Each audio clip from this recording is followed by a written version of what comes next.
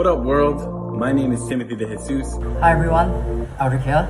Hello folks, it's Kevin Kwok here. Hi, this is Jeremey Sea. I just wanted to say this about bottoms-up perspectives.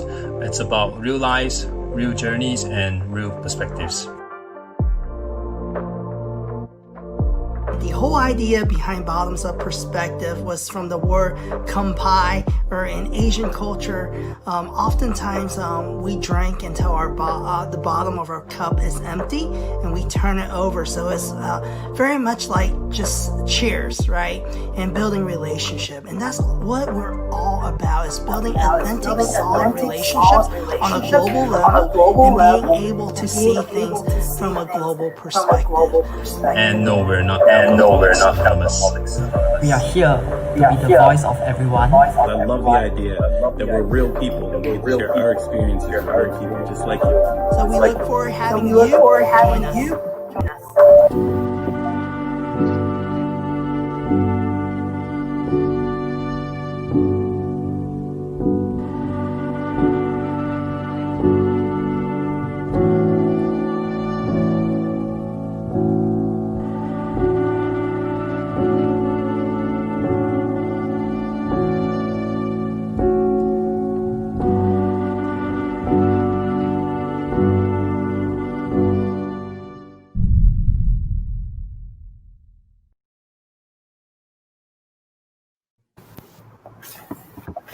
Hello world. Oh, good morning. Morning everyone. Evening to those in the US. Maybe let's do a quick sound check. Hi, this is Jeremy. Tim, you want to go ahead with the sound? Hello. Everybody can hear me? Awesome, that's good. Joseph. Hi, this is Joseph. Everyone can hear me? Yes, that's good. Nico. Nico's here. Can you hear me? All right, and last but not least, Troy. Can you hear me? Test. Awesome. Very good. So we got everyone. Welcome once again to episode 39 Bottoms Up Perspectives live chat. This is our mega episode. And for those who hop on live, probably maybe for the first time, I just want to do a quick introduction on what Bottoms Up Perspectives is all about. So as you saw just now in the intro video, we're just ordinary people sharing our perspectives, East meets West, kind of a chat, a live chat where we share our different perspectives. And what you know is episode 39, and this is our mega episode, Make Events Great Again episode. We started a little bit slightly before the lockdowns in the US occurred, and 39 episodes in. And today's episode is going to be value-packed episode, 4 hours back to back. That's longer than your Avengers movie, and with more regular people as well. No superheroes here. And as you guys have probably figured out, sorry, is that Tim? Doesn't speak for yourself. No. So today's show format is slightly different. Usually you guys will be familiar with Kevin hosting. He's going to be in later, and it's going to be different this time. I'm hosting. Co-hosting with me is Tim.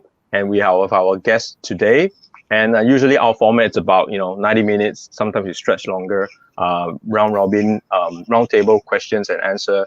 Today we just have 40 minutes per session because we do have 3 segments, appropriately themed yesterday, today, and tomorrow. So it's 40 minutes. Our guest will be taking the spotlight. We'll be asking probably 2 questions.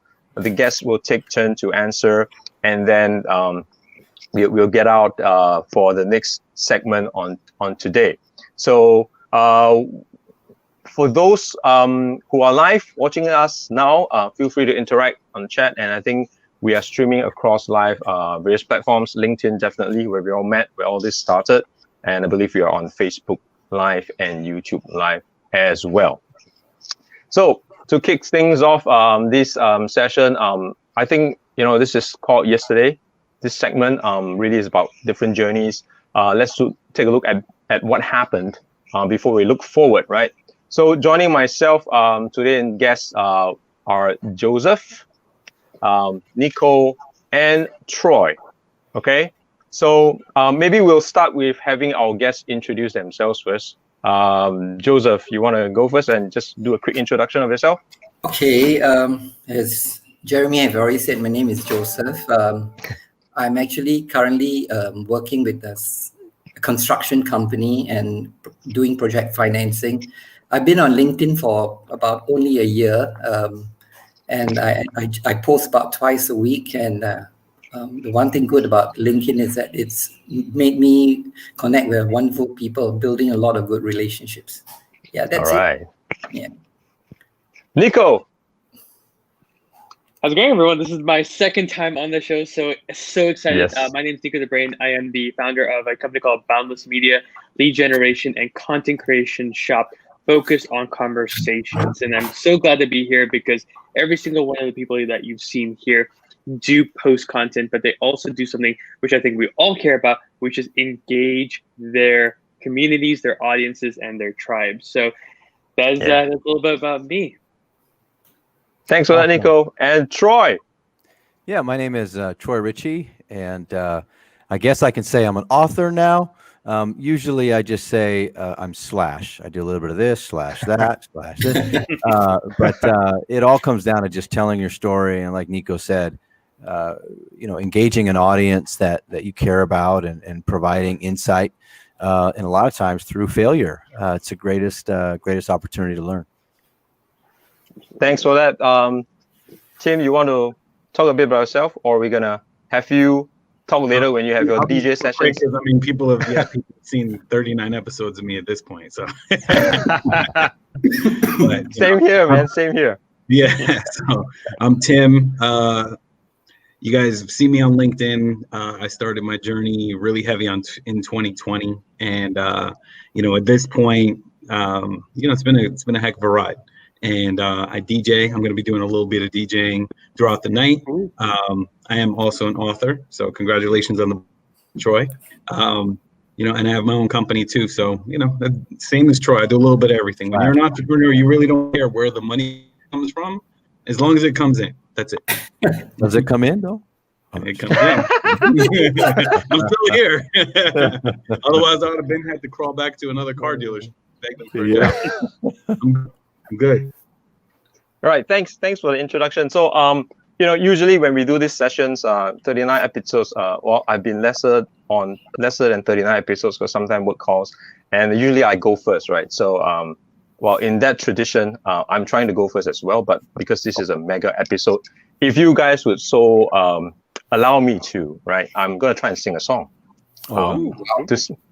Try. I said try. which hopefully rounds up what we are talking about, about this whole yesterday thing. And this is definitely inspired by you, Troy, when you sang that little bit in that promo video you did. So this is going out to you. Obviously, the song is called Yesterday. I tweaked the lyrics a little bit. Okay. Credits to the original songwriters, I believe Sir Paul McCartney and John Lennon. So I can't play the guitar for nuts. I tried, learned it for 3 months, couldn't do it. So I'm just gonna let it go here, all right? Because Kevin told me to, open strong, and I hope I do. So you guys let me know.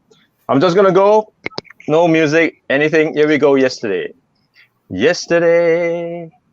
vaccination seemed so far away. Now it looks as though it's here to stay. Oh, I believe in FDA.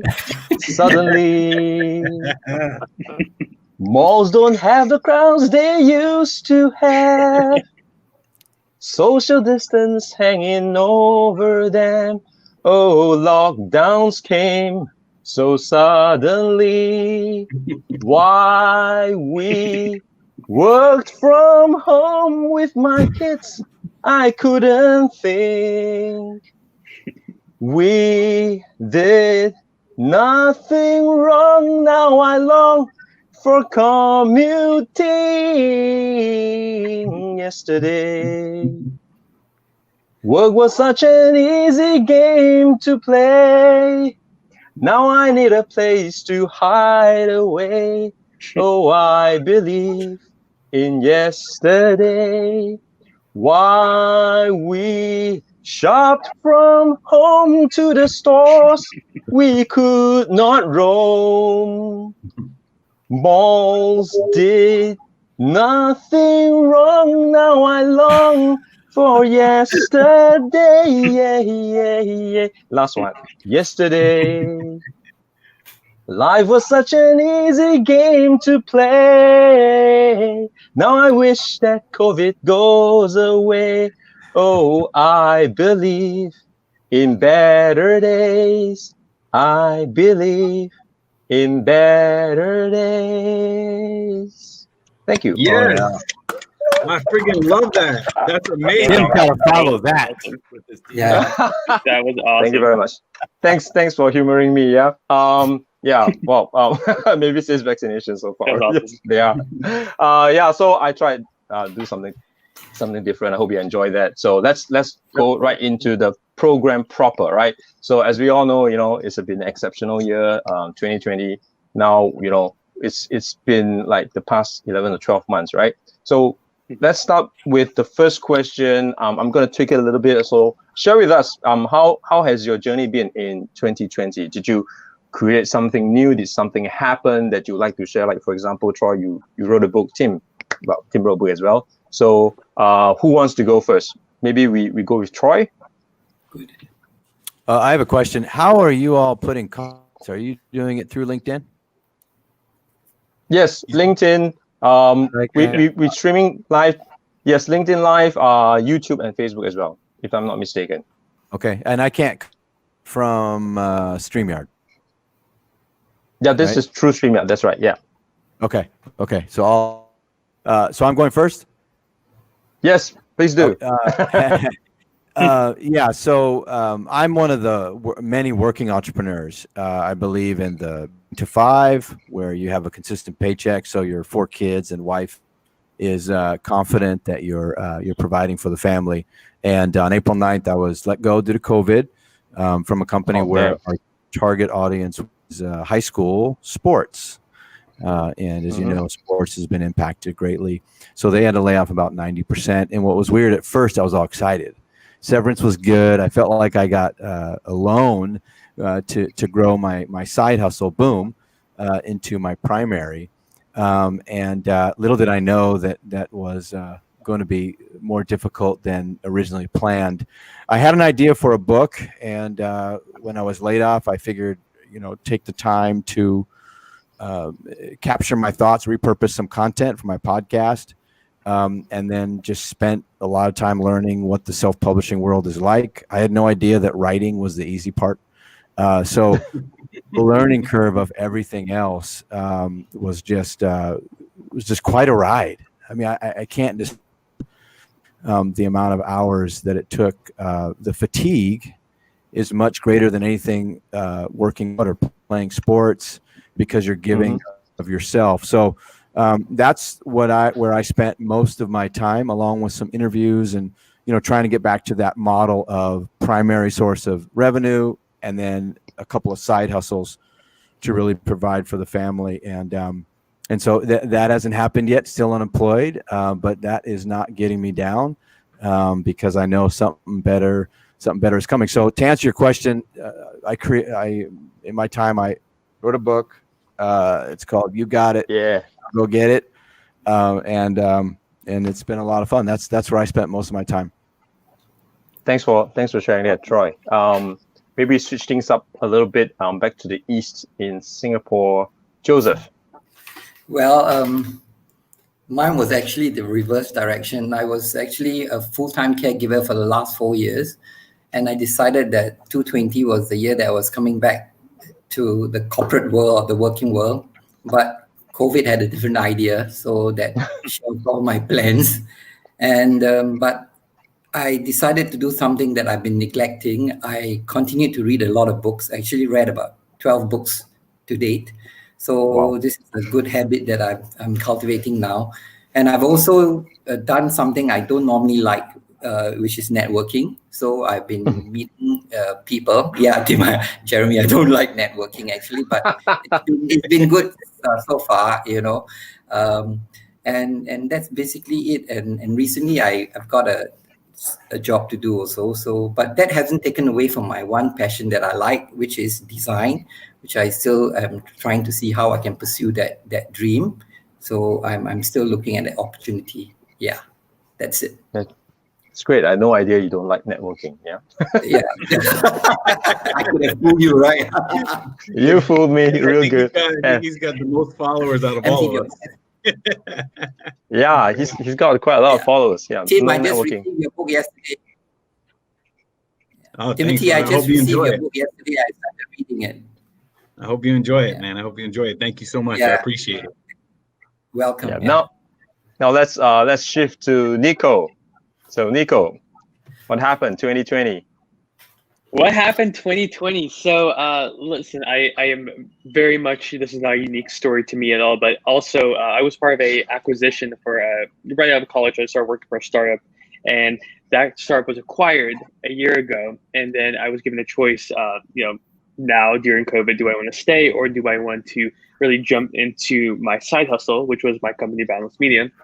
And I decided about 3 months ago to jump fully into it. And now we're a staff of about 4 people. Wow. Full time, and then we have contractors and whatnot, and we've gone up past that 10 client mark. So for me, it's always been 10 clients. That's the side hustle to full time.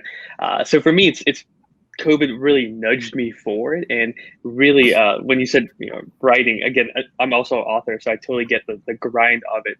It was now rephrasing that mindset of okay, write, put all the energy to writing books to now building this company. So 2020 definitely threw a lot of things out of I think for all of us, we all came in there with a plan, and midway through we had to adjust and whatnot. So for me, it's one of those things where COVID was a huge kick in the butt. It was like, are you really serious about this?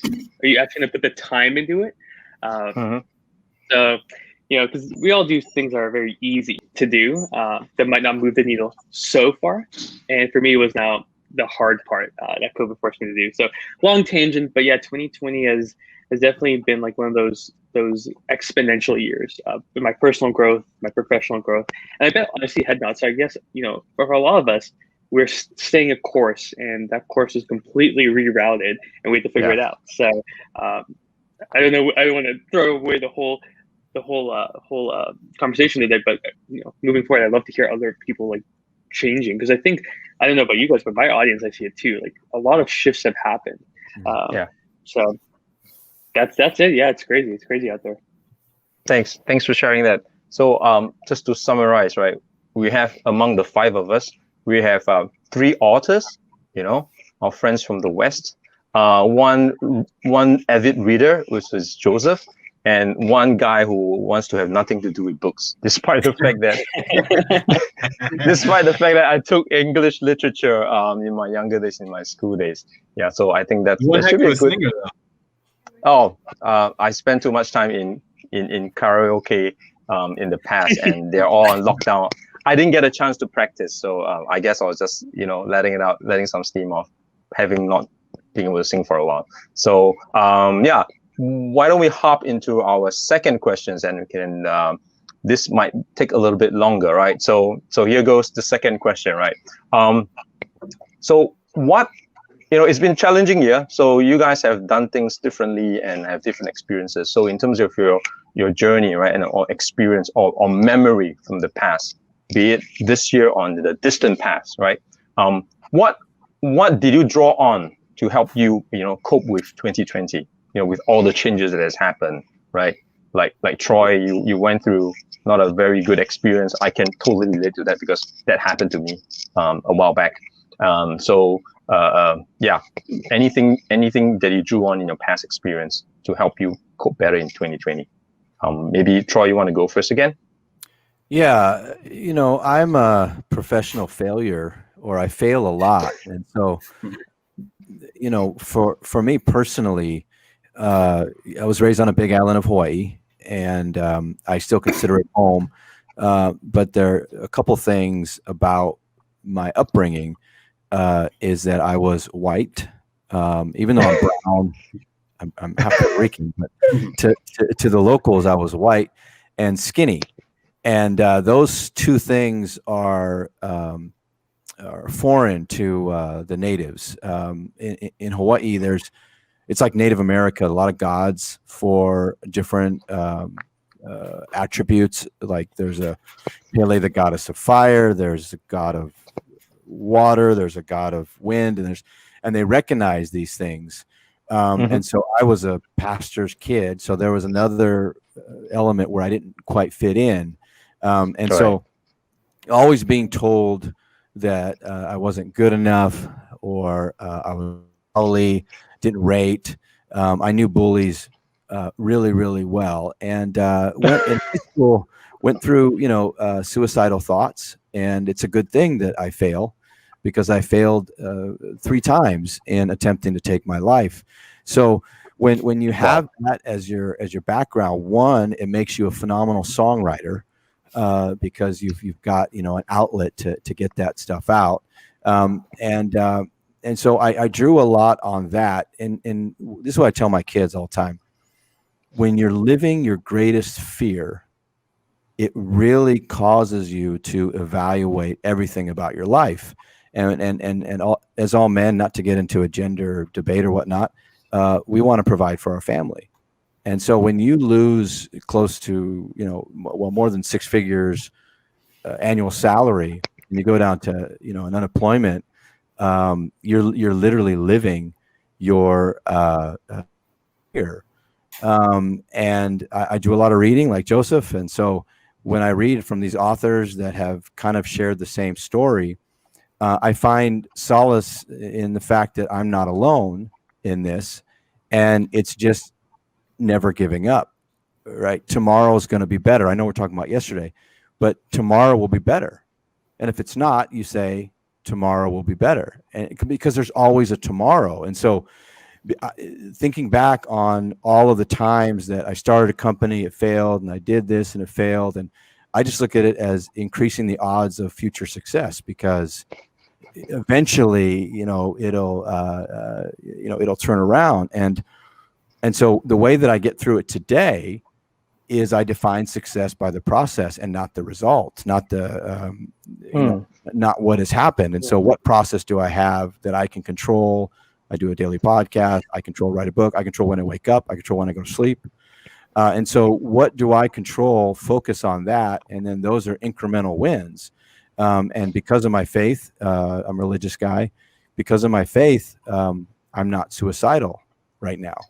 And I cannot imagine what it would be like to not have something bigger to believe in the time that I have now. So for me, I draw on, I made it before, and I'm going to make it again. And that's what my past is fueling my future. And so I'm so glad that I was chosen for this particular segment, because we all have a story to share, and we all can look at how we've overcome. I mean, what does Gary Vee talk about? Like that sperm race? Honestly, the fact that we're born, well, the odds of 1 in 400 trillion. So we won the sperm race. I mean, we're a victory already. I don't mean to be crude or anything, but it is true. The fact that we're alive is an absolute miracle. So that's what I draw on, is that I overcame before, and I will overcome it again every day. Wow, that's so inspiring. I mean, I had no idea, because the last time you came on the show, and even following what you say and all that, you're so positive. I had no idea you went through that. Man, thanks for sharing. Really inspiring. Really inspiring. Thanks, Troy. Yeah. And don't worry about being crude. I think that's purely science. We call it biology. Yeah, right. We're all born. It's biology, right? It's biology, not crude at all, right? Okay. So, Joseph, how about you share what experience in the past that helped you with 2020? When you sent me this question, I was a bit hesitant as to taken aback, because it was to me quite a deep question. But after listening to Troy, I mean, I see some similarity, because even at the days where I'm a worrier by nature, okay, I worry a lot, even when there's nothing to worry, I'm worrying, So the thing that my past experience I draw upon is like Troy, it's my faith, you see, that keeps me going, because no matter what, there's something to have a firm foundation on. And when I look back at all my past experiences, even in those darkest hours, things happen for a reason. So I rely on that lesson, that things happen for a reason. And in this pandemic, I think the most important common words we hear is clarity, living simply, and that has something that has become a bit more clear to me, clarity, and I learned that the pandemic has actually taught me a lot of things, to live simply, and when you live simply, there's clarity, you think about it, and you don't have to worry too much about the unimportant things, because I used to do that. And reading helped me a lot, like I said earlier. So so I saw more opportunities, but I also felt sorry for those who went through a very difficult time, who had to put food on the table. And it's important that I thought that you have a very important supportive network, because when you hear of all the stories, right, that people go through, and there are people who have no one to talk to. So I think that was an important lesson to me, and to not take things for granted, because this, I won't mention my age, in all my years of living, this has been the worst that I've experienced, actually. I don't recall anything so bad as COVID-19. So there must be lessons for us to learn. And if you are religious, like Troy said, there are things that you must really take note of. So that was my experiences, actually. Yeah. Thanks for sharing that. I think if I would comment, I think you're right. COVID taught us a lot of things, and I think most importantly, it has narrowed the scope whereby we interact with on a day-to-day basis. I mean, during the lockdown, you only had your four walls, right? Your family, you had probably a lot of time in your hand. That helps us to focus and also adjust a lot of expectations and things like that. Living simply, I think that's a great message. So thanks for sharing that, Joseph. So now we switch right back to Nico. There we go. You're up. I think, it's very hard to follow these great guys, because they definitely took a lot of the questions I had. But really, I think what we're all talking about is foundations, right? This has taught me that there's, reading the books, listening to the podcast, networking, even if we don't like it, it does produce fruits. But you might not see it that day, that week, that month. But when everything hits the fan, what do you have left? Like, you have your foundations. So if you built your career, friendships, relationships, support on something that was rocky, COVID threw it down. But if really you invested the time and energy, resources, money, I know we all probably work on some type of goal for ourselves, right? So as long as that was good, I think COVID definitely opened up the blinds and said, hey, your foundations either worked, didn't, or there are aspects that worked and there's aspects that didn't. And I think it's a good wake-up call for a lot of people, whether it was, oh, I actually don't like doing this, or I do like doing this. So for me, it's nice, because you invest all this time and energy into learning and growing, and sometimes it's hard in the moment to see if it's worth it. And all of us, if you're reading a book and the TV is on, you really want to watch that soap opera, but reading the book is more important for you in the future. It's hard, right? It's a hard battle, but I think, to me, it's stay true to the foundations. That's what it really comes down to. And I think moving forward, hopefully, if you weren't prepared, there are certain things that I personally can tell. Like, for me, I'm not as active as I should have been. And COVID definitely showed me that I need to be more active. Even just walking around the block, how it can help me both mentally and physically and emotionally. So I think it's just going back to the foundations, and definitely taking that 5 to 10 minutes a day and saying, am I where I wanted to be? And what could I do in the moment, much like we've been saying, to help myself in the future? Because we do have a lot of control. At the same time, we don't have a lot of control. So definitely, it's foundations. I know it's coming from the guy who wrote a book about marketing foundations, but clearly it comes back to, it's just the foundations are always true. So. I ended there because all right, science lesson here. So all you guys, you see, that's the planet there, and then you have comets hitting the planet. Yeah. So yeah, that's what that is. So, I think those are light waves. Yeah. I feel dirty right now. I don't know what just happened. I was gonna say credits to Kevin for running this, because he's working in the back scene, right? Making sure all this works. So yeah, he just wants. Yeah, he wants to make his presence felt. So thanks for that, Kevin. I know you will join us later and share a little bit more, about that astrology / biology picture you just shared. Yeah, absolutely. I was a bit worried. Well, what's happening to the screen? What's going to pop out, man? Technical difficulties? No, sperm. We won the race. Time to celebrate. I wanted to reflect a little bit. Grab your drink. Live DJ in 10 minutes. Yeah, okay. I want to reflect a little bit on what Nico just said. You said foundations, but here's my takeaway. Drawing from what you mentioned, I think it's safe to say that COVID-19 does not rob you or take you away from who you are. You are what you are. If you had your values are intact, your foundations are intact, COVID-19 should not take that away from you. Your experiences, which is what we're talking right now, right? Your experiences, your memory, distant memories, things that you went through that you can draw upon to help yourself, right? Like Troy's story, damn amazing. I went through something similar, and I always had that to fall back on.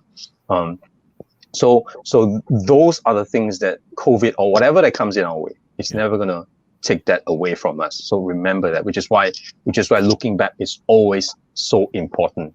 If you went through hell before, nothing in front of you is gonna worry you, right?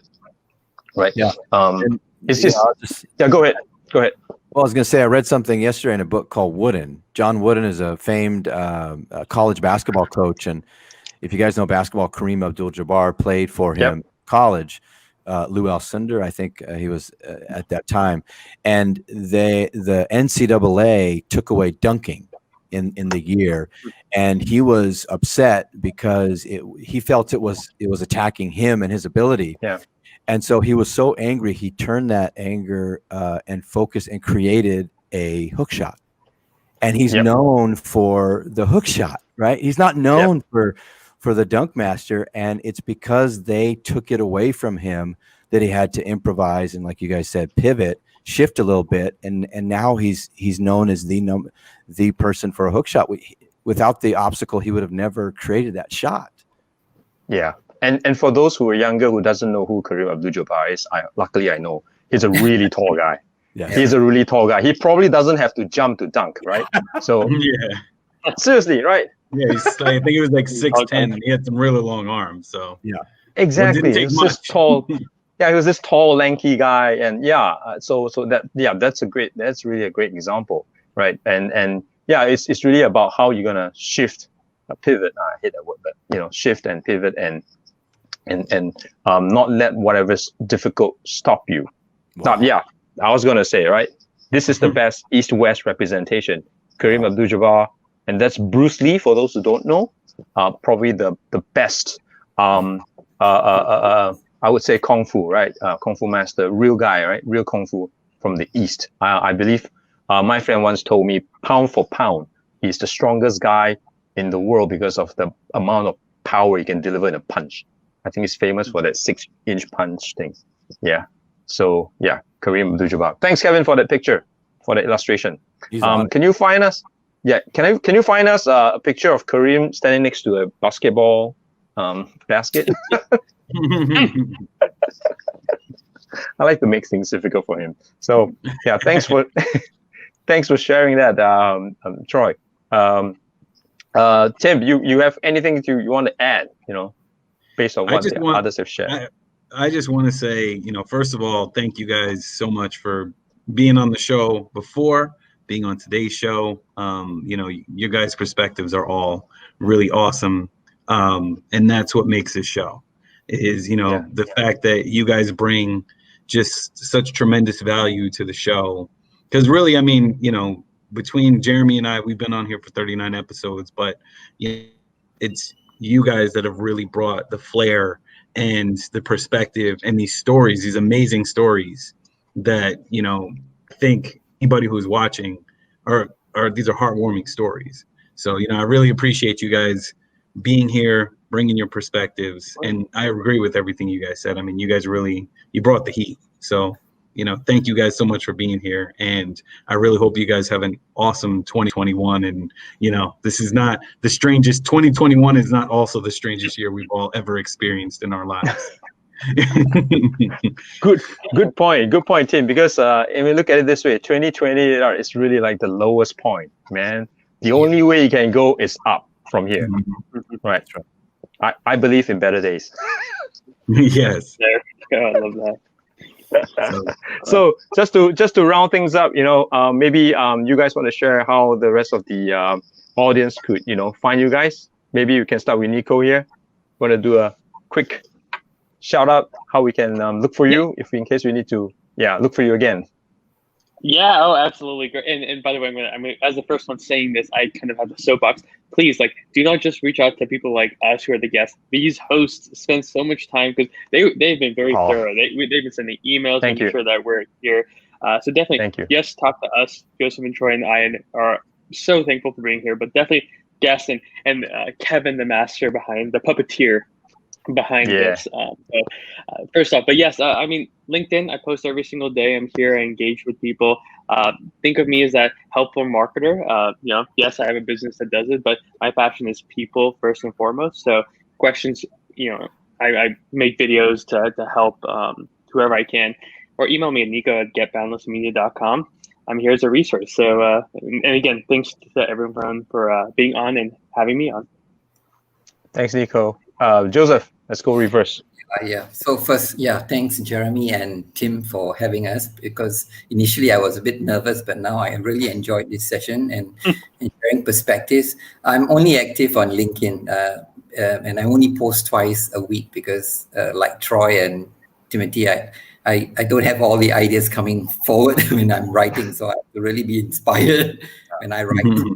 So LinkedIn is my main platform. Yeah, that's it. Yeah, thanks, Joseph. Troy.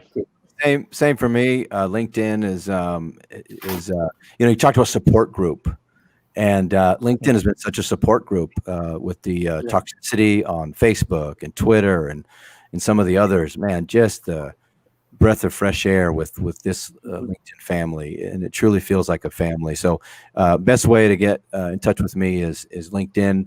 If you want to try and give me a sales pitch, good luck. I may use your pitch in a book, but just connecting and I would say through LinkedIn. You can also go to my website, troyritchie.com, but LinkedIn is probably the best way to get a hold of me. And then I have a daily podcast. It's micro. It's 3 to 5 minutes, Monday through Friday, and it's just about using myself as an example of the power of suck. And when you suck and you keep going, you inspire many more people than if you were awesome at it. So no excuses. Awesome. I love that. So thank you all guys for coming on a second time. Truly it's you guys and the audience that make this show possible and great. So thank you once again, and look forward to your support as well as your participation you know, in 2021. Who knows, maybe we'll call you guys back again, right? Anything is possible. Yeah. All right. Happy 2021, guys. Awesome. Thank you, guys. Merry Christmas. Bye. Merry Christmas. Yeah.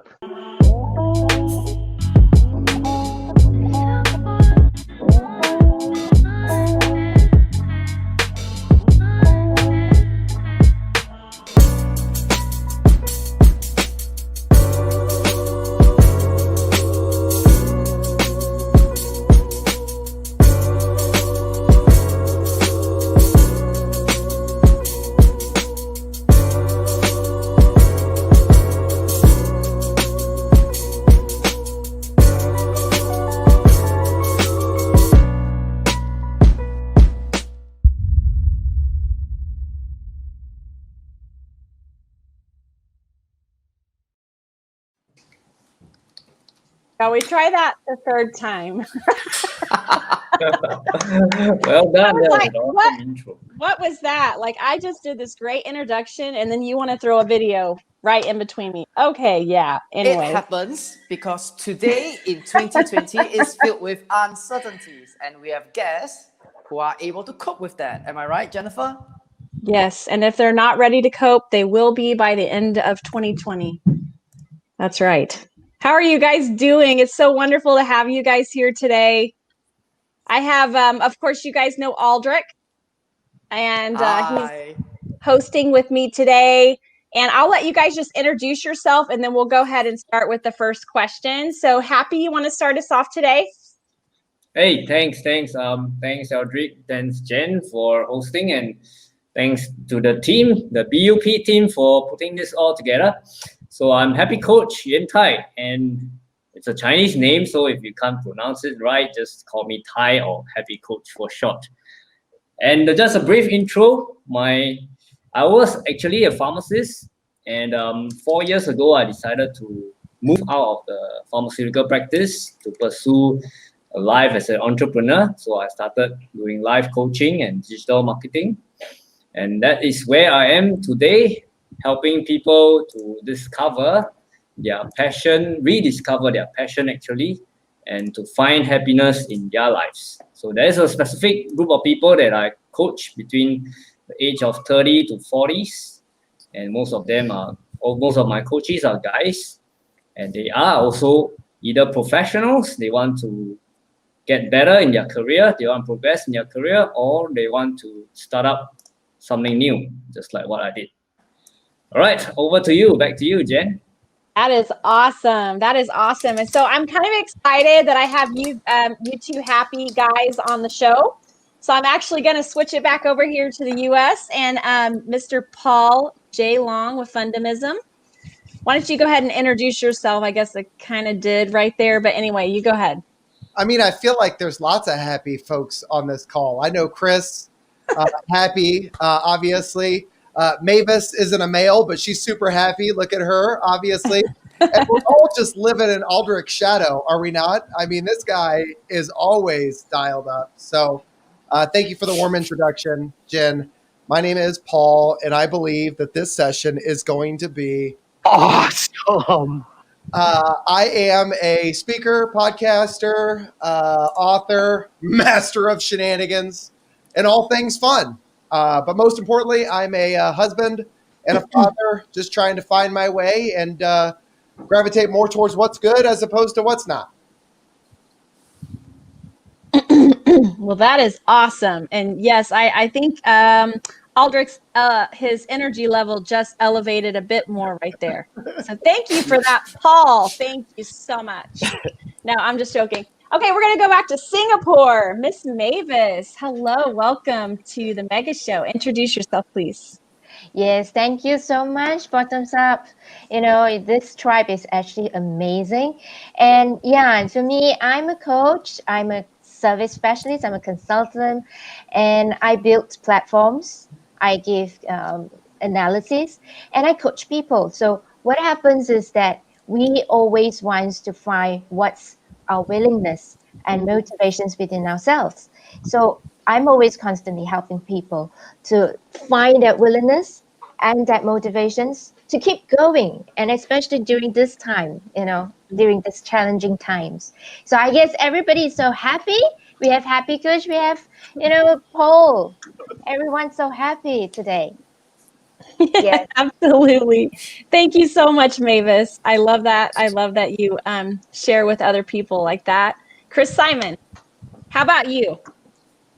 Yeah, thanks. It's so glad to be back on the show again. My background, I'm an executive coach. I'm a consultant. I'm a therapist. At the heart, I just love people. And I love people, helping them to understand who they are and who they're meant to be. One of my favorite analogies is so many people want to be the next Steve Jobs or Elon Musk. And we don't need another Steve Jobs. We need you and who you're meant to be. And when we figure out who that is, our values, our mission, we just come alive. We got excitement. Even thinking about this group, I think so much of all of our energy comes from is we know who we are. We know what we're about. We know what makes us happy, and we pursue that. And that's exactly what I get to do with my clients, be it as a coach, as an addiction therapist, consulting, or just writing articles on LinkedIn and connecting with people. And so even as we're here tonight to just talk about mindset, so much of it is about our mindset. Who we are, how we see ourselves as we walk into a room is more important than any PowerPoint presentation or pitch we give. It's I'm just being me and I'm being authentic, and I love it. And people appreciate that. And so that's why I'm here. And that's why I'm so excited to be with all these people, because we are just all on the same plane at that level. And that's where the happy comes from. Absolutely. Chris, I have to say that it's been such a privilege. I know all of you guys have been on the BUP show before. This is our first like mega show, having you all come together. And you guys are definitely, I love following your journey personally. I love following all of your journey on LinkedIn.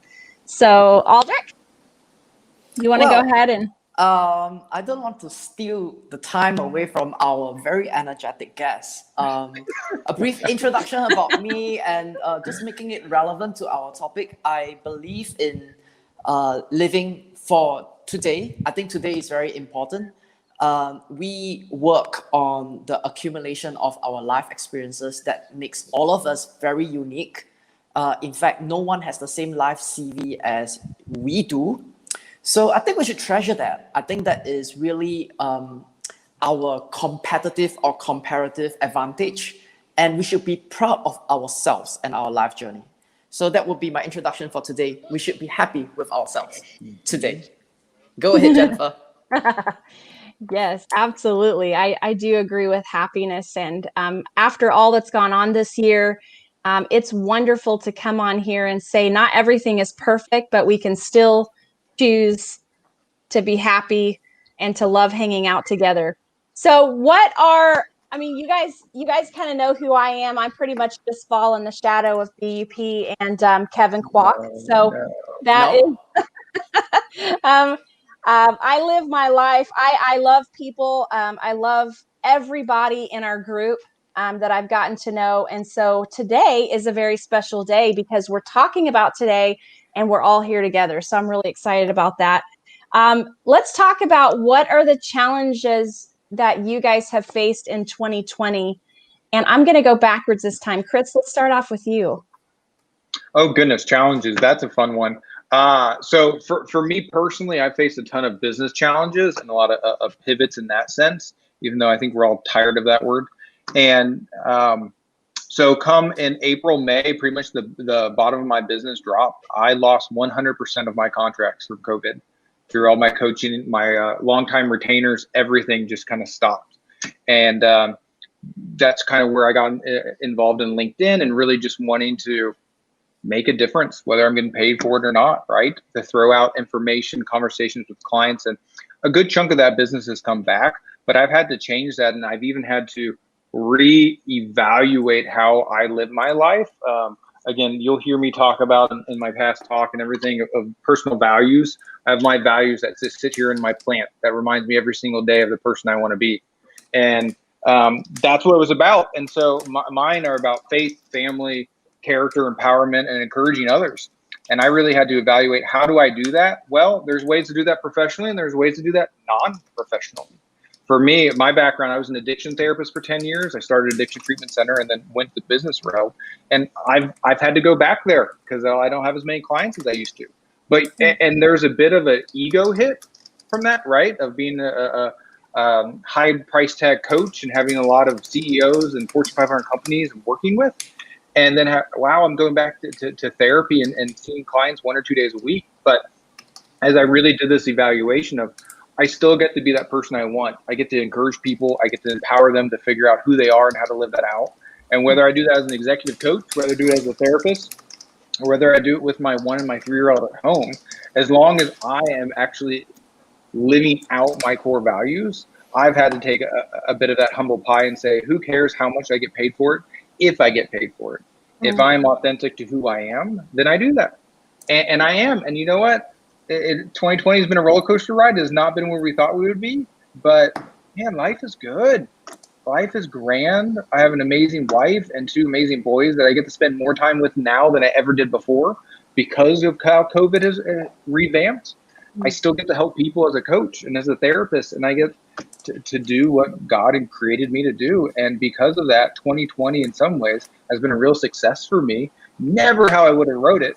But at the end of it, it's, wow, I'm still who I want to be, and probably more so now than I was at the start of the year. And that makes for a great year. Absolutely. And I know personally that you're exactly, I mean, you're very sincere and that you really do love helping people, you know, as I've gotten to know you over this past year through virtually, my virtual friends. And so I love that you look at it that way and that you turn it around and make it a positive thing, that you're still just happy to impact lives, whether it be a CEO or a 3-year-old child, you're making a difference. And I think right now, we all need therapy. I'm not going to lie. Okay. So, so thank you for doing what you do really well at. Thank you for doing what you're the best at. So Mavis, you want to go ahead? Yes, thank you. I mean, I totally agree with Chris about this 2020 is just really challenging and tough times. And right now, you know, as we were thrown off our feet all of a sudden in an abyss of chaos, you know, we suddenly feel kind of lost. Like we kind of like lack of that clarity when we always have that clarity moment, right? And the challenges to me face in 2020 is always a self-awareness, as well as, you know, self-discovery of who we are, to really take a time and a back step. I think it's a blessing in disguise. I always relook at 2020 over the last 9 months. I always thank God that this is a second opportunity. Why do I say a second opportunity? Like, I've always think that, you know, it's a second opportunity that we take time to step back and relook at our families, spend time with them. We are in one space, everybody in one single time, and we spend whatever we cannot spend with them. And I think it's a blessing in disguise, because I've always wanted to spend time with them. And you know, it's although the adversities is there, although the challenges are very tough, and we really, you know, wanting to relook at ourselves again. And that's why I always say about having to take the step to be ready to accept the willingness to be motivated. So it's always when, in terms of coaching, I've always tell my clients and my coaches is that, are you ready? Are you willing? Because if you're not willing, if you're not ready, no one can help. And in this period, the challenges is always finding that self-awareness of ourselves. And we take that opportunity, many take that opportunity to really discover who they are and why and what do they want to do. So moving is a step-by-step process, actually. So I guess this is the challenges, you know, faced in the 2020, that everybody is always constantly fighting daily, you know, fighting fires every day. At work, before pre-COVID, we always hear about fighting fires. But in 2020, it's a daily thing. Like me and Chris, I totally understand you, Chris. In one day, overnight, everything, all contract is down, everything, all deals is put on hold till 2021, and God knows who. God knows when it's going to come, right? Yeah. So yeah, that's like really fighting fires every day, but fighting fires, but knowing where we fight the fires, that's the most crucial thing. Mm-hmm. Yeah. Absolutely. And actually, you kind of reminded me that, you know, especially if you're just watching the news, you see all of the craziness that's going on globally, like throughout the world. I know we have a ton of stuff here in the US, but I've also seen things that are happening in Asia. And it's caused me to realize that, you know, when people are under pressure, or when they're in the fire, you're going to see the best of people and you're going to see the worst of people. And I know that I've personally experienced that this year, the best of myself and the worst of myself, and just kind of working through all of that, even apart from career, you know, and business and all of that. So I love what you said. I can really relate to that. All right, Mr. Paul DeLong. What are the challenges? I thought the show was today. Why the hell are we talking about yesterday? Guys, today's accumulation of our yesterdays. Yes. Oh, nice. Okay, so you got us. So what challenges have you faced today? And I want 12-16. Well, first of all, we got to give props to Aldric for that really monumental moment, that little wise drip that he just gave us. That was gold, my friend. I jotted it down in my notebook right here. It actually says, Aldric, right there. Like, it's quoting you, my friend. Listen, yesterday sucked. right? I mean, let's not make any beef about it. Like, thank you, Kevin. If we were just if we were just honest, I mean, I faced every single challenge similarly as you guys, right? I mean, I think that we could all say that we've lost a tremendous amount of revenue. We've shifted our focus a little bit. We've had to rethink or reimagine how we do things. You know, the real talk, I was ready. Like I was selected as one of 6 speakers in the world to be showcased at the International Associations of Speakers Bureau Showcase. It was like the coup de grace, basically. Like you get that stage and ultimately, you know, your career blossoms. And I was all set to go out there, and then COVID, like it, bam. And then, like Chris said, I mean, I lost all the revenue. I lost, 40 to 50 large keynotes in a matter of weeks. And there was a moment of darkness, as we all had, right? Where I was trying to find value, trying to figure out who I was. And then, as Jeremy very well knows, I found somebody that uplifted me. Oh, yeah! That man was Macho Man Randy Savage. Jeremy, this is just for you. Listen, here's what I found out. Do it. That we can make a hell of heaven, or we can make a heaven of hell. Whatever we want to see, whatever we want to feel, whatever we want to experience, we're going to find it.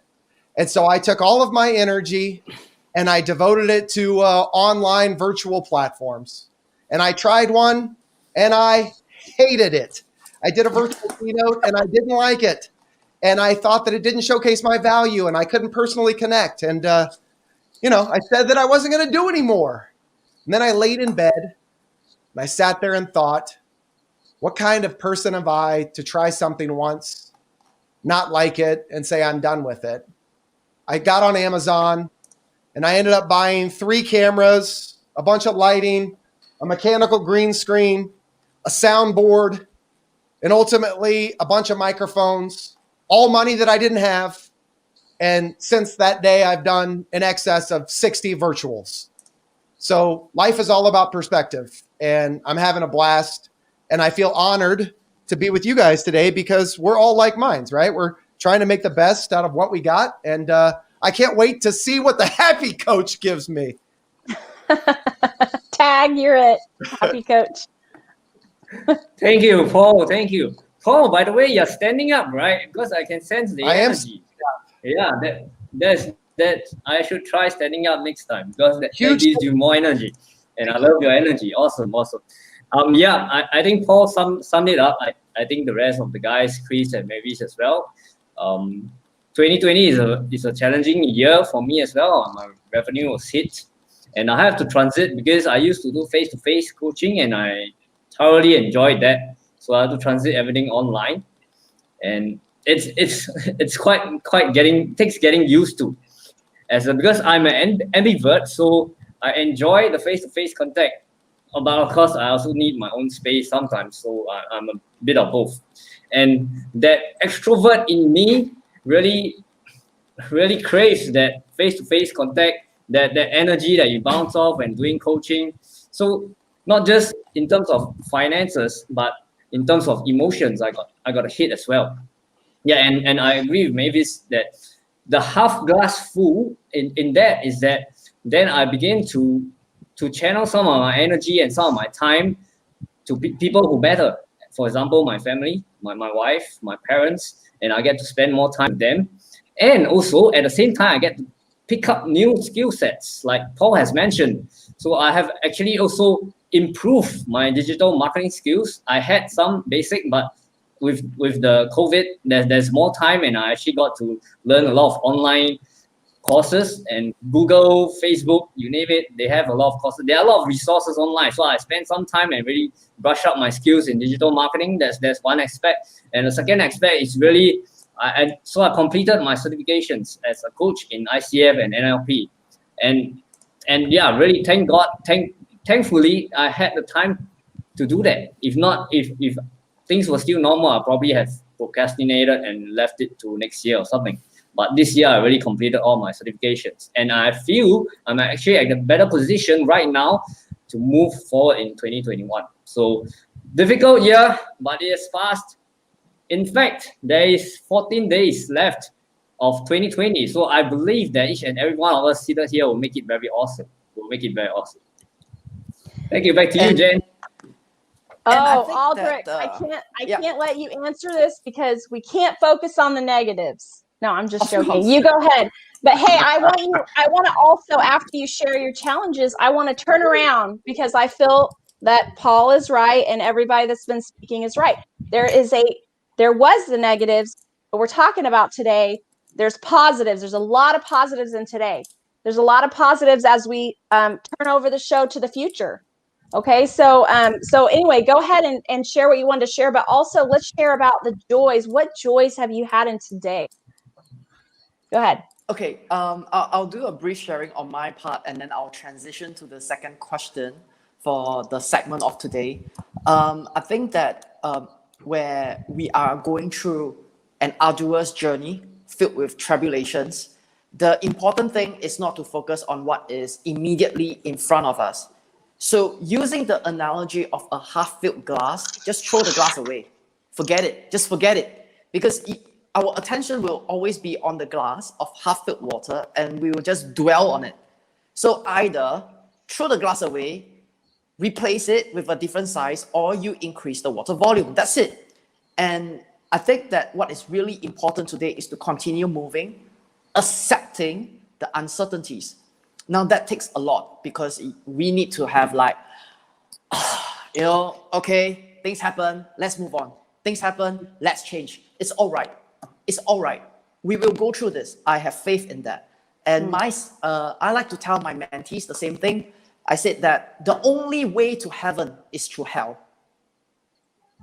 The only way to heaven is through hell. Because if you can't go through the trials and tribulations in life, you can't enjoy the results of what you do. I think that is the way I think about it. So with that, actually, it leads to my second question of today's segment. And that is, when we are confronted by adversity now, what are your tips to help people to say, okay, how can we deal with it? Shall we start with you, Chris? Oh, I thought I'd have a minute to write down some notes. Okay. Yes, hold on. So you do have a little bit of time. It's not a minute, but hold on. Gather your thoughts.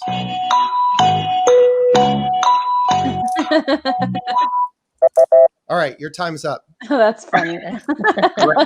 You like that soundboard, and you're good at it. Thanks, man. That's awesome. Yeah, so as you were talking about how to face this adversity, reaching back to my experience and training as a therapist, there's one bit of research that's always stood out to me. And it's that the pursuit of a positive is always stronger than the avoidance of a negative. I'll say that again. The pursuit of a positive is always stronger than the fear of a negative.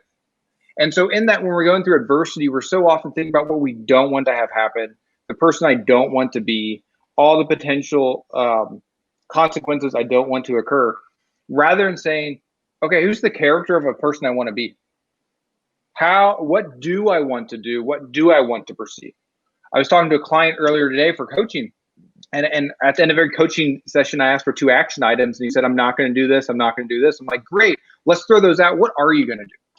Who are you going to be? And so often in adversity, we forget about that. We focus on the bad stuff rather than bad stuff happens. That's life. It's not a question of if, it's just a question of when.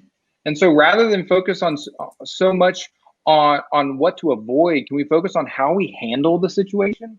What type of person am I going to be in that scenario?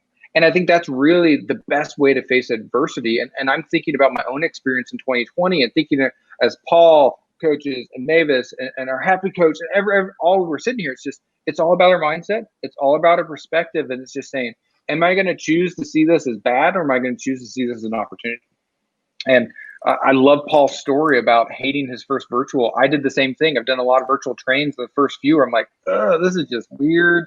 I feed off the audience. I'm not an extrovert, but I'm just super relational, and I can feel the energy. And then here I'm like, you know what, I can change this. I did the same thing. I got a standing desk. Mine were a couple of baby boxes, but not as sophisticated. But a couple of boxes of Pampers works great.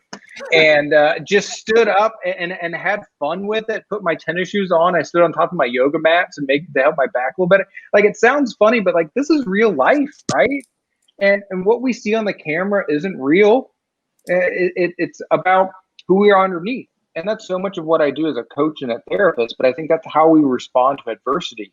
One of the questions I've asked myself is, when there's this whole paradigm of how do you respond to COVID, you got the more liberal and you got the more conservative, right? The question I've always asked myself is, looking back 5 years from now, how do I want to respond? What type of person would I have liked to have been looking backwards? And that's a good litmus test I look for a lot of my life when I go through difficult times. As now I'm building a coaching practice and a therapy business, and I start adjunct professor in the spring, and I do all this kind of stuff that I'm doing. I'm like, wow, this is a lot. I'm like, okay, what's the type of person I want to be? How do I want to model this to my kids? If one of my clients sees me when there's no camera on, am I going to be proud of who I am? And so at the end of the day, my hope is I can put my head on the pillow, and I tell this to all of my clients, is you can put your head on the pillow and say, I did good today. I made some mistakes. I did some good things, but I liked who I was. I liked how I showed up, and I like how I handled the difficulties. That I'm good. The results don't matter, but I liked who I was. And that's become my kind of mantra as I look at this crazy year and whatever 2020 is going to hold is, okay, do I like who I am at the day? Do I like being me rather than trying to be something that I think will get a lot of views on LinkedIn or Facebook or bring me a lot of contracts? I've turned down contracts because I'm like, this isn't a good scenario for me. I have a couple other coaches that you can meet with. And it's about being true to me. And when I'm with that, whether I have money in the bank or not, whether I have a great vacation or not, it's, man, life is good. I'm me.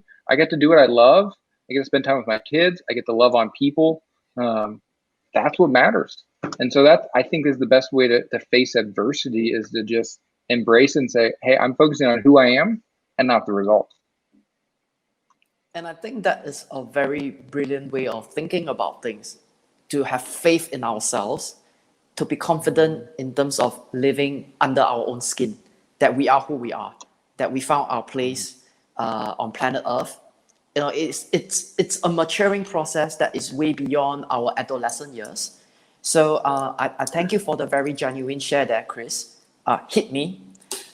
So Mavis, do you have the same approach when you interact with the people that you coach in terms of overcoming adversity, or you have something different? Yes, definitely. And adding on to what Chris is saying is that people tend to go to the negative or towards the positive, right? For me, I'm not a dweller. So usually I'll tell my coaches is that don't dwell, because what's done is done. You can't undo things that is done, right? So what happens, I always want people to move forward. And I always practice this. Practice to be present in the moment. So I say it again, practice to be present in the moment. Because when you practice to be present in the moment, you know and you want to do what comes next. Like I did Happy Me Career, and I developed Happy Me Career to wanting to be perfect. But there's no perfections, right? It's always been fine-tuning. So 18 months ago, we developed Happy Me Career. We went into market, etc., and we launched it in April, and that's COVID. And when COVID hits and we launched this platform, what's come to the team? The team say, hey, there's no results, nothing's coming in. And I say, okay, now this is a situation, what we are looking at, and how we're going to move forward. So team, let's think of what to do next. What can we do to be different? And the word is pivot. To be present, yet you can pivot. So, recently I just taken on this 𝑬𝑽𝑬𝒀 kind of profiling. It talks about work attitude motivational in context. So we talk about what motivates us to move forward and to be present now. In today's context, what motivates us to move forward.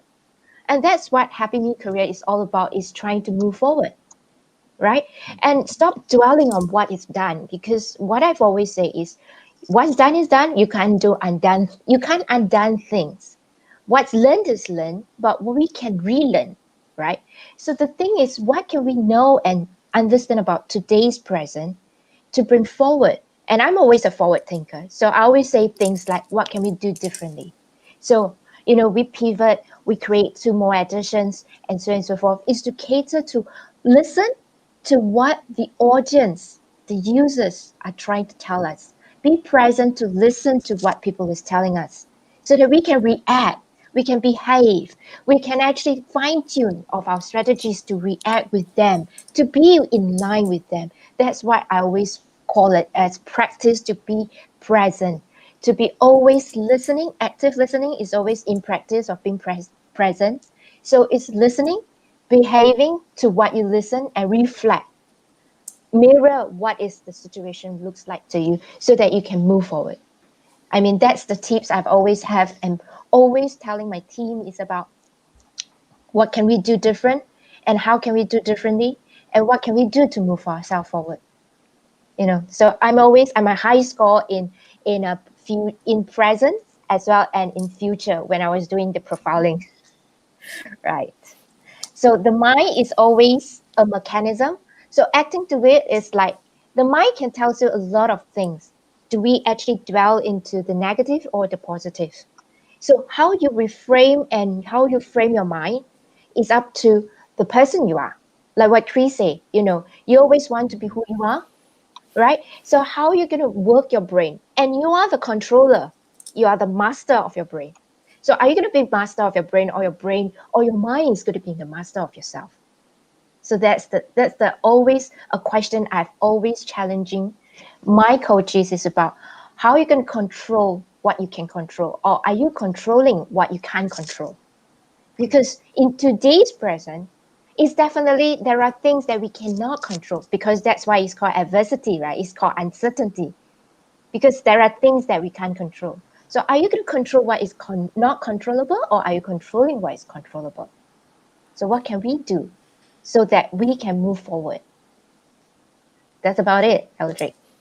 No, I think that it's a very good point because when we are focusing on today, a lot of us, our natural mode is that we are stuck thinking about our yesterday because that's the only frame of reference that we have. We don't have any reference for today, neither do we have any reference for tomorrow because tomorrow is the way we work towards that. And truth be told, I think that the ability to focus 100% in terms of listening, it takes a lot of skill because our state of mind and our mind frame is a distraction. If we dwell, that state of emotion will affect the way we listen. And I think that's really the point that you are making, which I appreciate a lot. I think so.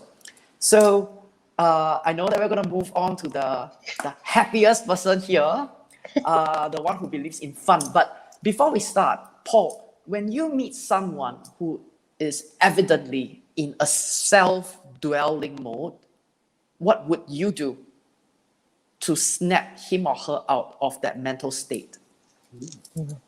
Well, before I answer your question, Aldric, I'd like to say that you said something very profound just now. And that, newsflash, you said something profound. Newsflash. You said that people are constantly in their head thinking about yesterday, right? And so we're not present. Now, before I answer your question, I want to ask you guys, everybody on this session, how many times today, just today, did you ask or were you asked, how are you doing today? Greater than one? Many. Everybody at least one? Yep. Everybody at least one, right? And so when I said that was profound, Aldric, I was reflecting on that question. When we ask somebody, how are you doing today? Nobody's thinking about right now. They're thinking about all the crap that they've been dealing with, right? And so what do? We lie. We say we're fine, right? I saw the most amazing tweet recently. It said, when somebody figures out the right answer to how are you doing today, please let me know. Think about that. When somebody finds out the right answer to how are you doing today, please let me know. Well, Aldric, I'm so glad that you asked. We're in the midst of an international pandemic. I haven't finished my holiday shopping. I'm waiting to see if a vaccine is coming to Kansas. They just announced that my kids are going virtual learning, and ultimately I've lost hundreds of $1,000s in revenue. So if you ask me how I'm doing today, I guess I'd have to tell you, fine. Right? So when you say, what do I do to help others that are going through something in this moment? First and foremost, we have to understand that it's not us that could provide that for them. All we could do is create a moment for them of self-discovery, right? Get them to identify that they're unhappy and that they want more. Well, how do we do that? So here's the answer to your question. Instead of asking, how are you doing today? I might ask them, what's good in your day today? Like Chris just referenced. What's the best thing that's happened to you today? How, like pie in the sky, you had the best day ever. What would it look like for you? And so that way they're not thinking about yesterday. They're thinking about this right here in this personal interaction. I answered your question, I think. Is that all the questions for me? I think you answered my question with a lot of depth, because the way we think about today, we aren't always in the moment, and it's difficult to be in the moment. To say that we take this moment and focus on ourselves instead of thinking about what could have happened. Yes. It's very difficult to say that, okay, if you ask me, how am I feeling now at this precise moment? I'm telling you, I'm very engaged with my live stream and the guests in my show. And I'm very active in terms of listening to all of you and what you're saying.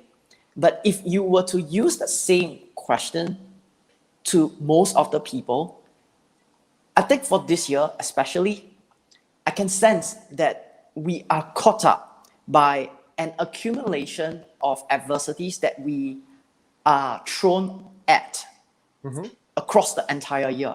So I think that what's really important as a combination of what Mavis has mentioned, Chris and yourself is, okay, great. We have all these, right?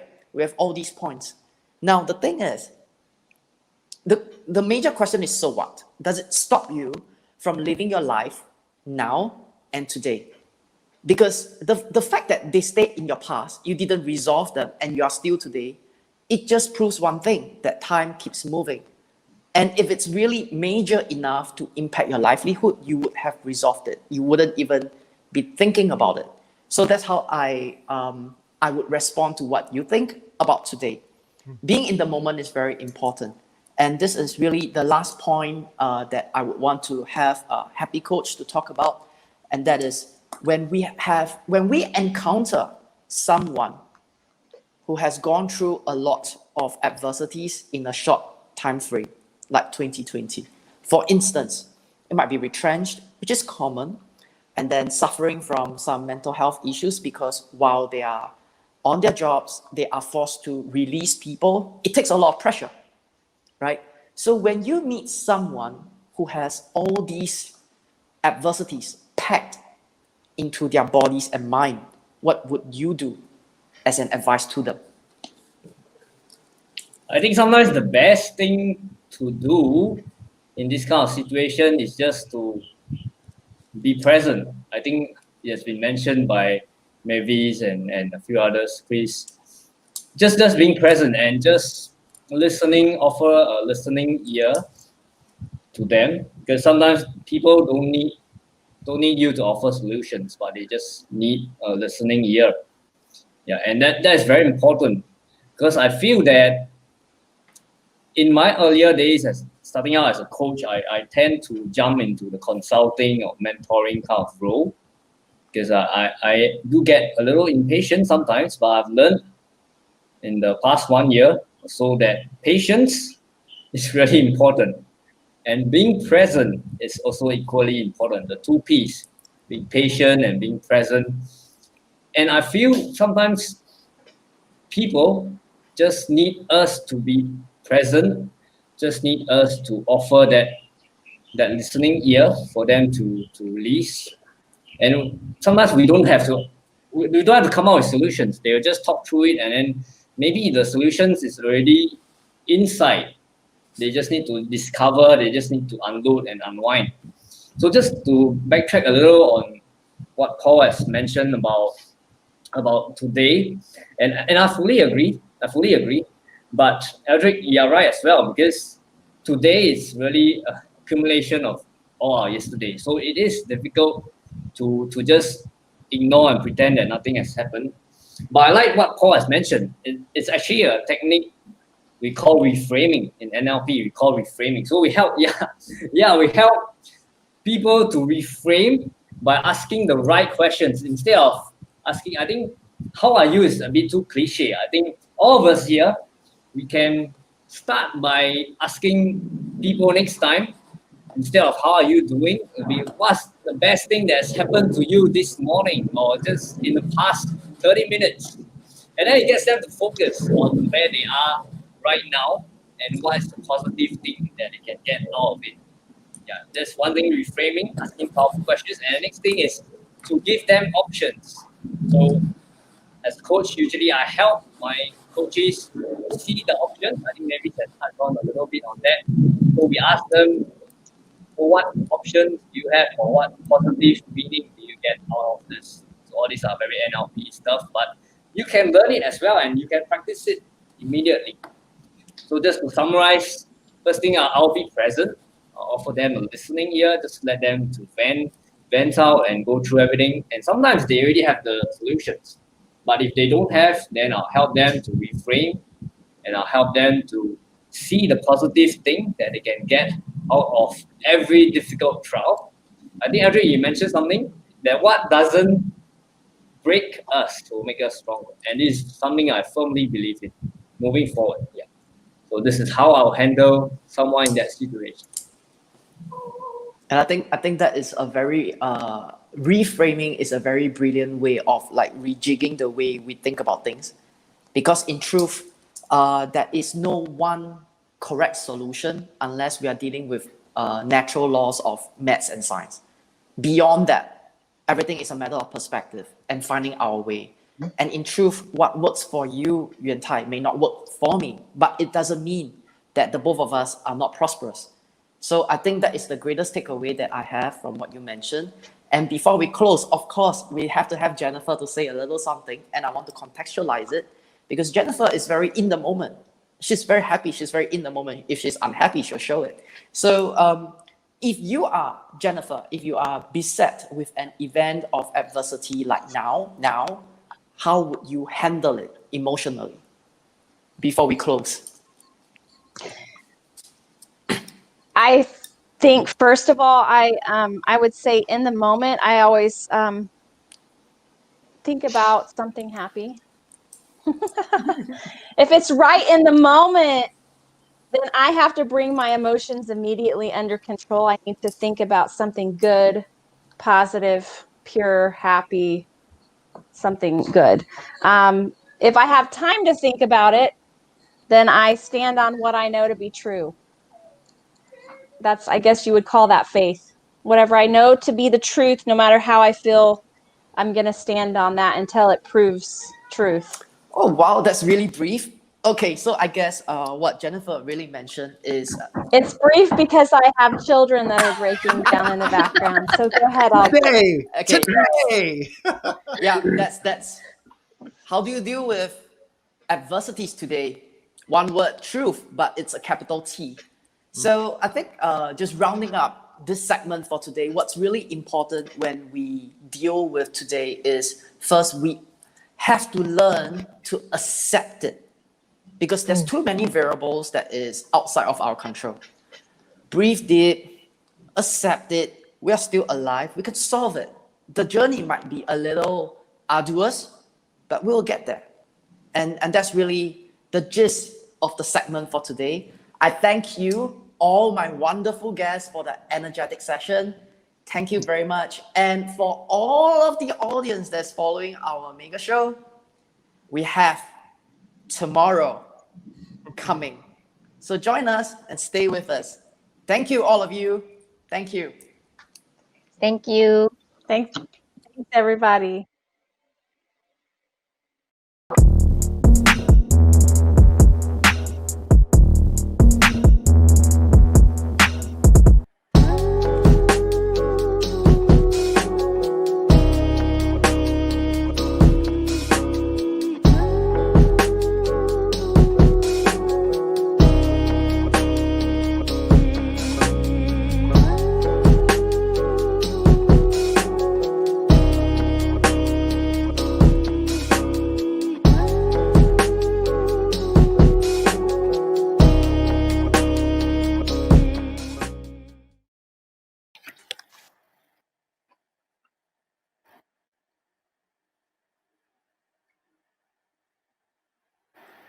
No, I think you muted. I can't hear me. I can hear you. I hear you. Yeah. So I've been behind the scenes playing puppeteer. So I mean, the time. So that's awesome. So anyway, let's start over. So we could talk about tomorrow. And where's Tim? Tim's supposed to join us as well. So he's switching from the DJ room. He's gotta get to his studio. So this is Tomorrowland. So let's talk about 2021. So we got the most exciting session of all of them because yesterday it's over. It was long gone. And then today is over for me because I'm excited about tomorrow. So my mind's already in 2021 for about the last 5 days. So yeah, I kind of threw away 2020. Kind of like Aldric said in the last session, you just throw that glass, right? And hope you don't hit anyone while you're throwing it. Yeah. So before we start, let's go ahead and introduce yourselves. Tell everyone in the audience your name. There's a name tag right there. So, I mean, I didn't want to say each one of your names, but just share with them what you do. Yep. All right. First? Thank you for having us here, Kevin. This is so fun. It's been awesome to watch this group evolve and just make transformations in people's lives and mindsets over this year, right? So TaJuanna Taylor, as you can see right there, I help entrepreneurs take action on new ideas, break up with overwhelm, and use processes and systems to achieve desired results. That part is so important because how many times do we put things to action? You don't necessarily get the outcome that you want, right? We can't guarantee just because we have a plan it's going to happen the way we intended, but we can still go for the goal. Alternative paths are awesome too, right? So Bootstrap Dreams is the company, and I'm so happy to be among you all. Thank you so much for having us here. Jacqueline, we'll have you go next. Hi, everyone. I'm Jacqueline here at Singapore time. I guess I'm the only one that's in Asia and it's in the morning here. Okay, now to cut the long story short, I'm actually a mom, a stay-at-home working mom. So I've been on this entrepreneur journey for the last almost 25 years on my own. And I'm as a numeric profiler. So the tools that I use is called numerology, which I help people and organizations to identify their strengths and weaknesses based on the factor of people, situation, and environment. Thank you. Do you want me to go? Wait. How should my fingers go? June? Is Tim part of the mix, or do we want to go to June? June. It's fine. Can you guys hear me? Yes. Okay. Hello. I hear an echo. I'm sorry. I feel a little bit embarrassed about my setup because Mr. Travis is here and he's carrying out production. But my name is June, and I'm so happy to be here. Bottoms Up crew, I have so much love for you guys because you gifted me my first live experience. And now I have done over 30 lives myself on my own live show. I'm June. I am a career strategist. I am passionate about empowering those underdogs, those diamond in the rough candidates, break into the tech industry. I spent the majority of my tech career building teams for Wish. By the way, congratulations, Wish. You went public today. and Google and Netflix and Tesla. So I'm really excited to be part of this conversation. Hey, Shanae. Hey, girl. Nice. This room's loading up. It is. Loading up. Nice. This has been brilliant, Kevin. Thank you so much for the invite and for setting us all up here. Honored to be here with all these brilliant ladies. Thank you so much.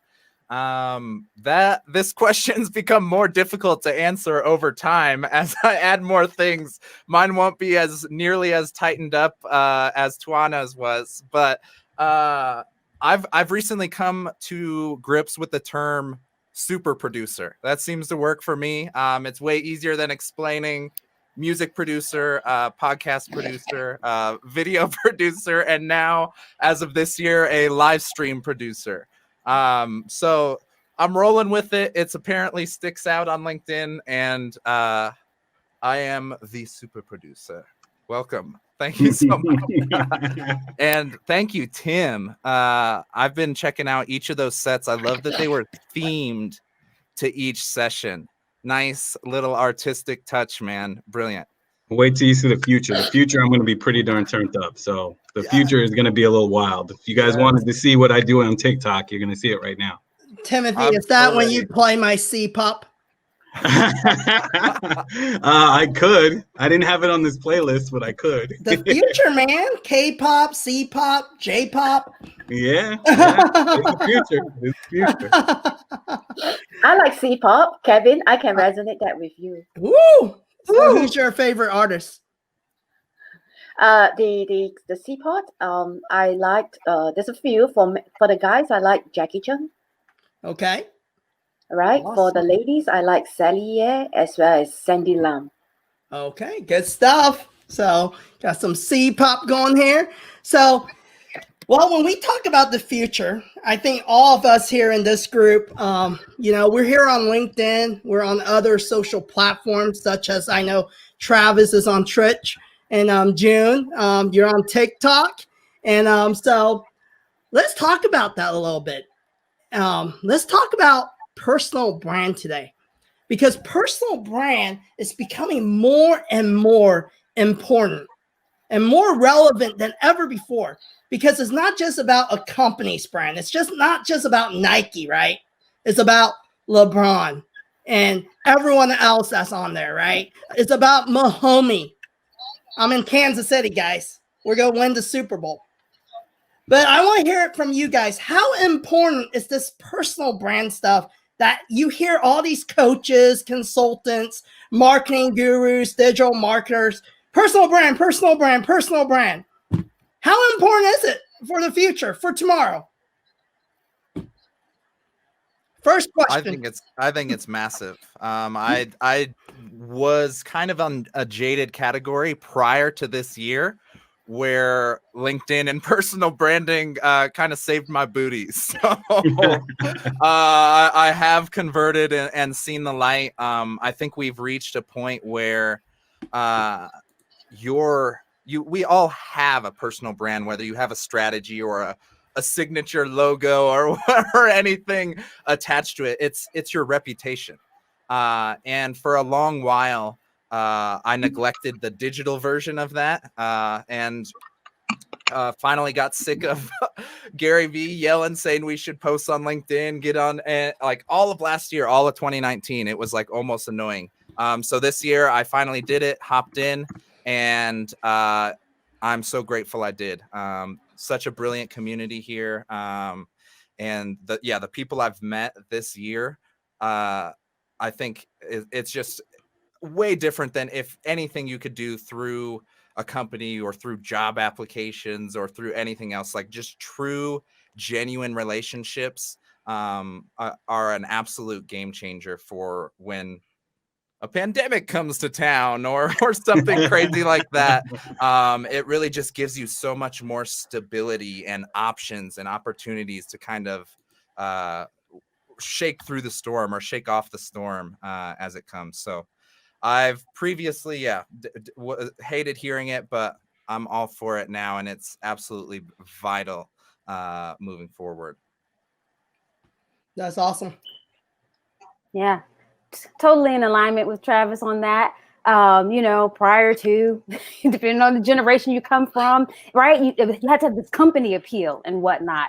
And I too have, as last year when I decided to re-engage with social media, period, I started sharing more about my personal stories and experiences than I did my business. Like eventually, sort of like middle 2020, it was probably like, oh, I need to share about my business, by the way. Like I actually need something to happen there. But it was really more about my personal experiences, my struggles, turning my sufferings into service.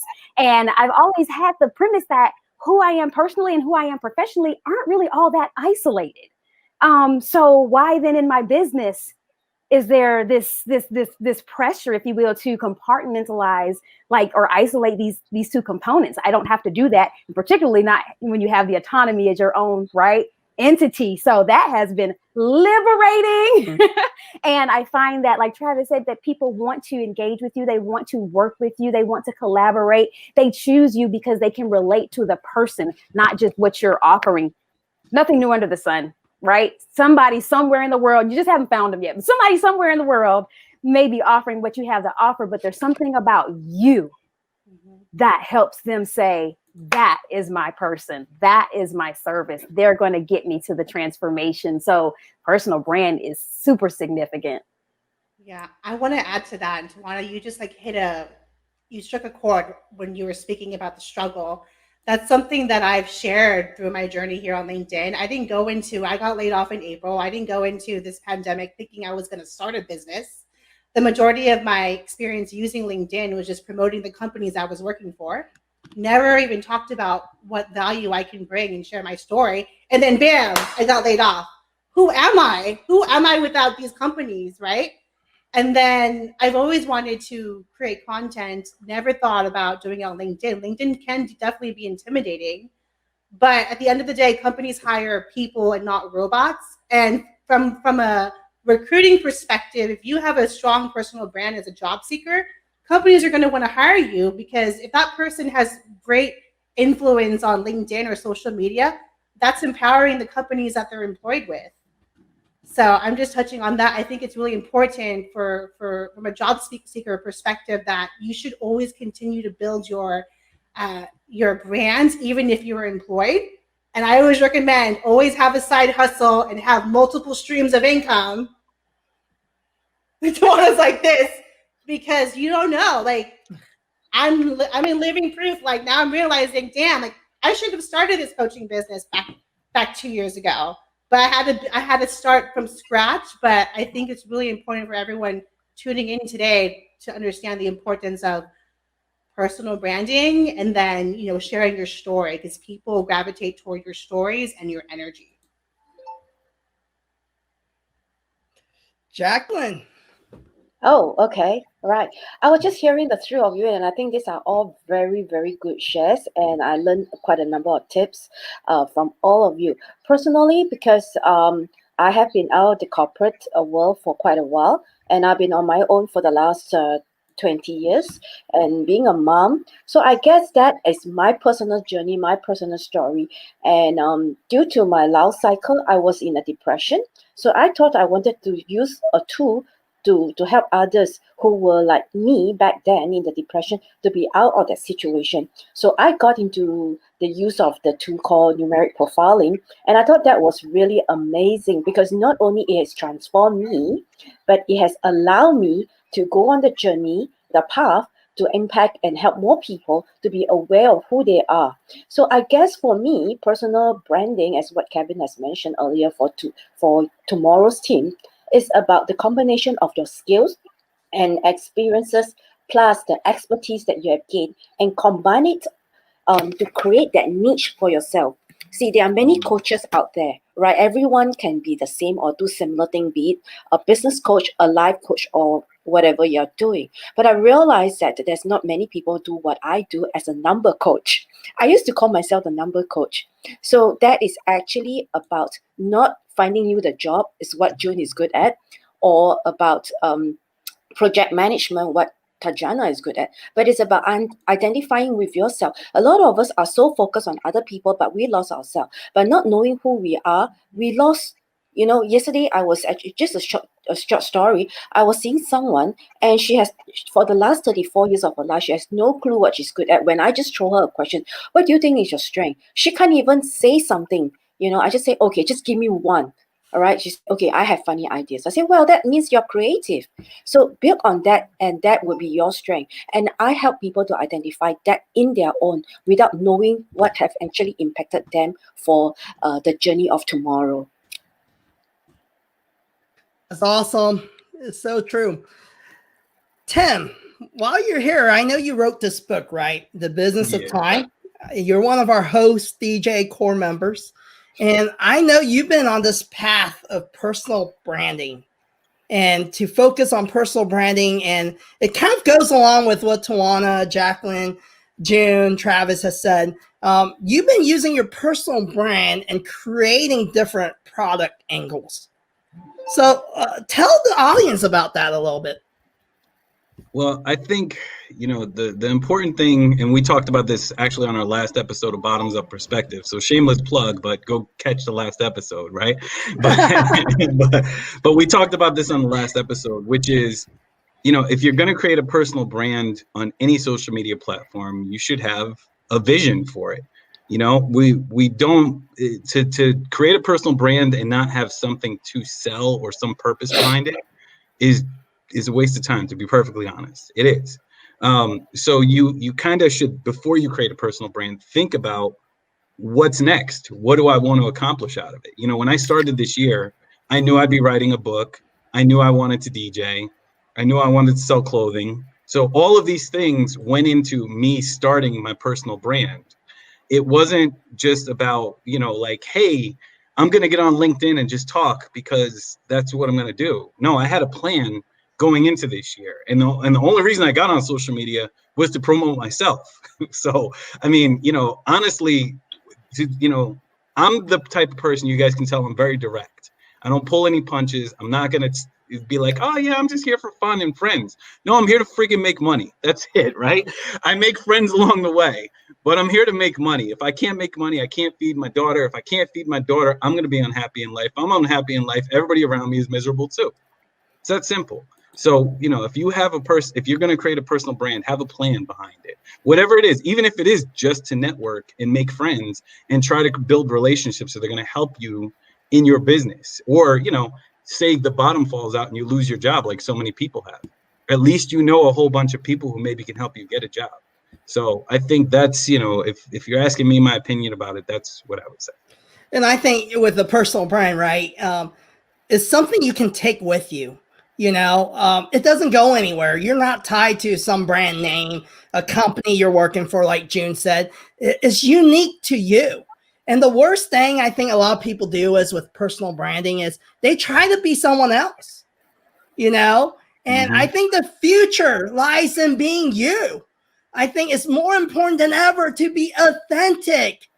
I don't know how many times, like with my agency, we do also, we do a lot of production work, like videos and stuff. And how many times I put a camera in front of a person, and they'll be like, oh, can you get my good side? And in my mind, I'm like scratching my head, and my videographer is like, both sides look about the same. So what's the good side? Or someone complains because, hey, can we have a whole reshoot? And I go, yeah, you can pay for a full day rate because you end up getting my bad side. Right. And I was like, and there's people that'll pay more to get their good side. And I'm like, come on, people, it's 2021. Mm-hmm.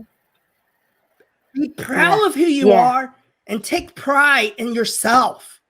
Own it. Yes. I am so tired of, blah, blah, blah. It's an influencer on LinkedIn, and I want to talk like them. I want to cuss like them. I want to look like them. Be you. Be you. There's only one Kevin Kwok. All right? It's this guy going ball right here. And, I'm wearing t-shirts. I'm a little overweight right now, and I'm working on it. That's me. That's right. That's okay. Mm-hmm. And if you don't like me, don't be in my tribe. Go jump on another live show. There's 5 other ones going on right now, probably. Probably. And I'm all good about that. And that's what makes 2021 so awesome. Yes. Because Yeah. I think the days of followers, those people go start having a harder time making it in their business, because business is changing. Careers are changing. The way you get jobs are changing. And this isn't just about entrepreneurs or consultants or coaches, right? June can attest to that. Yes. The way hiring is changing. So it leads to my second question for tonight. So how do you position yourself to win in 2021? Share your experience and then the tips to the audience. Can I say something real fast on this to just touch on what you said, Kevin? This is if anybody who's watching takes one thing away from tonight, this is my strategy. Don't be a social media influencer for other people. Be a social media influencer for yourself. Okay, I'm done. You are dropping some gems right now. Yeah, Kevin and Tim are popping off. All right. I wanted to chime in really quick because the reason why I started sharing my story, like Jacqueline, I'm also a mother. I love to dance. I've been dancing all over LinkedIn. And the reason why I started sharing my story is because I didn't see anyone that looks like me on LinkedIn doing the things I wanted to do. So, and embracing embracing my passions. And I think going into 2021, I already hit up Travis because I have like big plans for like what I want to do with my LinkedIn show. Because what I'm trying to create is an experience by not only educating job seekers on how to build their LinkedIn optimize their profile and network with tech leaders, but I want to be very informative, but also entertaining at the same time, because that's my style. And I want to incorporate all of my passions into my business. Because at the end of the day, there's so many other coaches out there. There's so many other DJs out there, consultants, producers.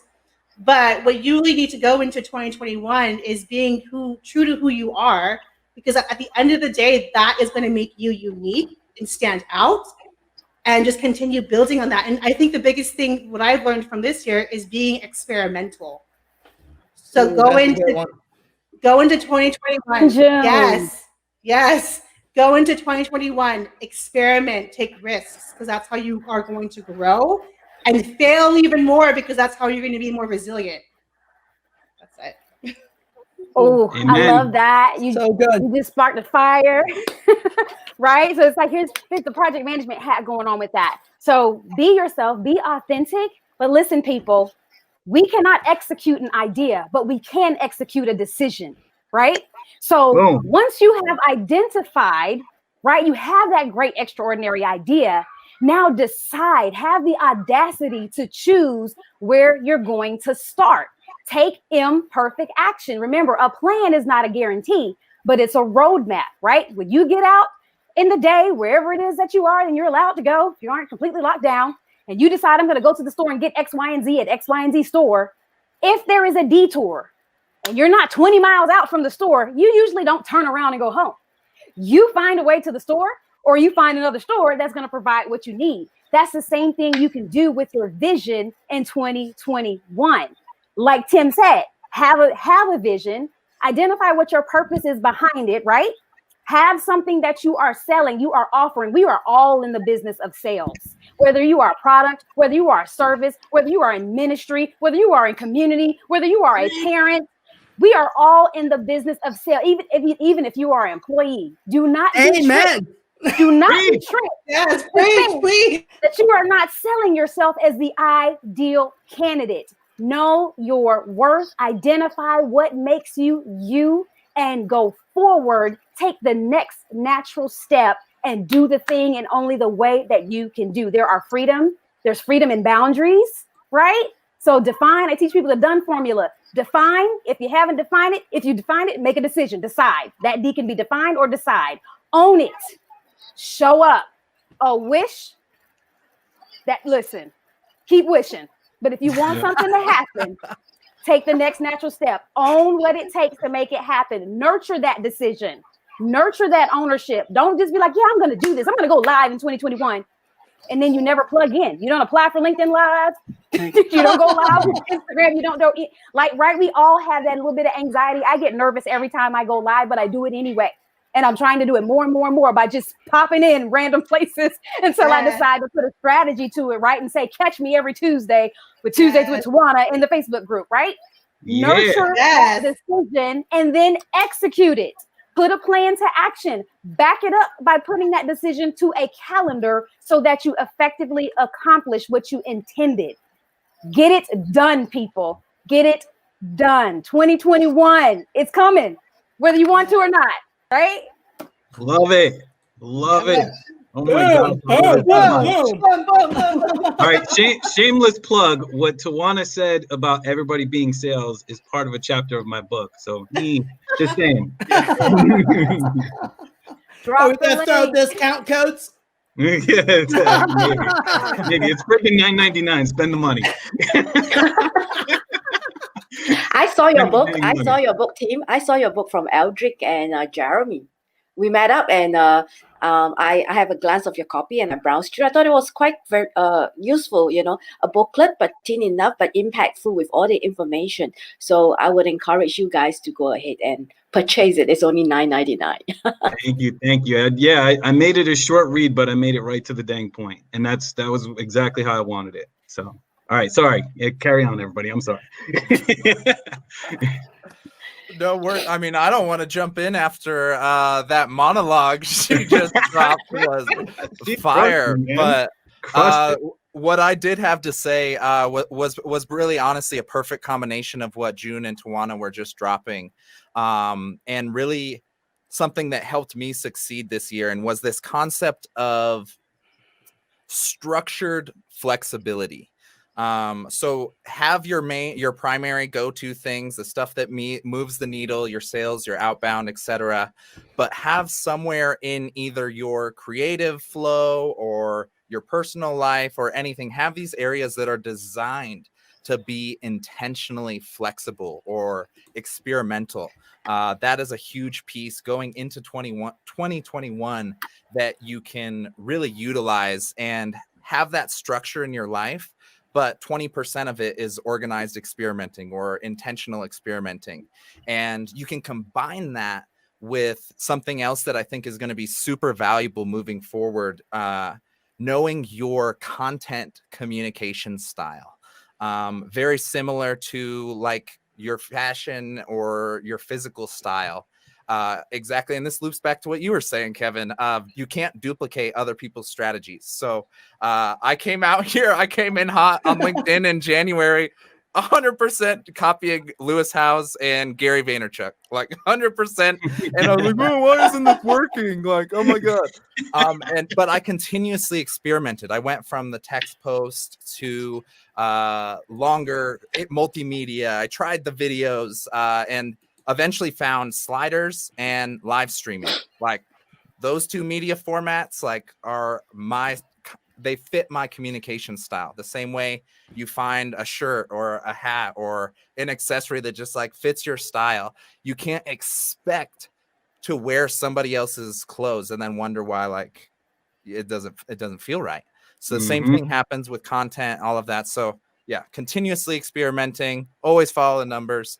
And the natural authenticity becomes, it's way easier than any other strategy. I tried the perfectionist strategy, but everybody comes out of the woodworks when I post about freaking World of Warcraft or music festivals like Tomorrowland. Like that's when I make all of these friends, or when I thought it was unprofessional to play EDM music, like in LinkedIn. And all the people here in the chat are most likely here from people that have been in those moments and came out and became friends or part of the community when it was just pure authentic personality. It's such a simple formula, and we say it so often, but it's for a reason. That's awesome, Travis. You nailed it. And it's so true. You got to find your own way of communicating. I mean, June, to be honest with you, I watch your TikTok videos. you know, and I love it. I watch it with my kids. I started TikTok for my dog. You inspire me. So yeah, but I need to catch up with Tim. Tim is like crushing it right now, Timothy. And I haven't been doing TikTok because I'm just focusing on LinkedIn, but that's one of my goals. But what happened to your BTS TikTok? Who, me? You guys were supposed to do something together. Oh, I don't know. We have so many projects in the works. You can't even. I can't even concentrate on anything at this point. I just wake up and go. I don't freaking know. It goes back to, for 2021 to succeed, we have a lot of ideas, but oftentimes we don't execute. Yeah, so, exactly. And that's us. We're human. I don't execute on a lot of my ideas. Yeah. Or I might be Elon Musk right now, but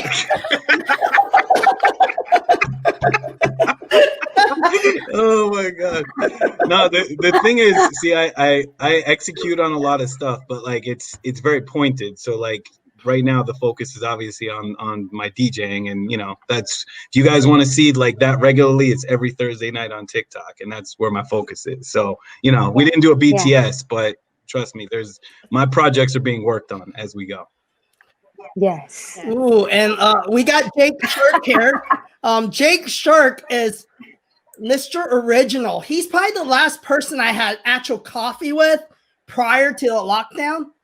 And I mean, this guy's blowing up on LinkedIn with original content, and I absolutely love it. So shout out to Jake Shirk. And Jacqueline, tell us about, I know you're all about numbers. So you know she's got some wisdom. Come on, Jacqueline. You got some wisdom for us to win and position ourselves to win in 2021 from a numeric forecast outlook. What does that look like?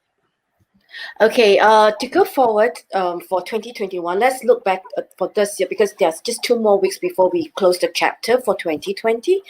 Beginning of this year, I actually shared that the way to grow for 2020 is to upgrade.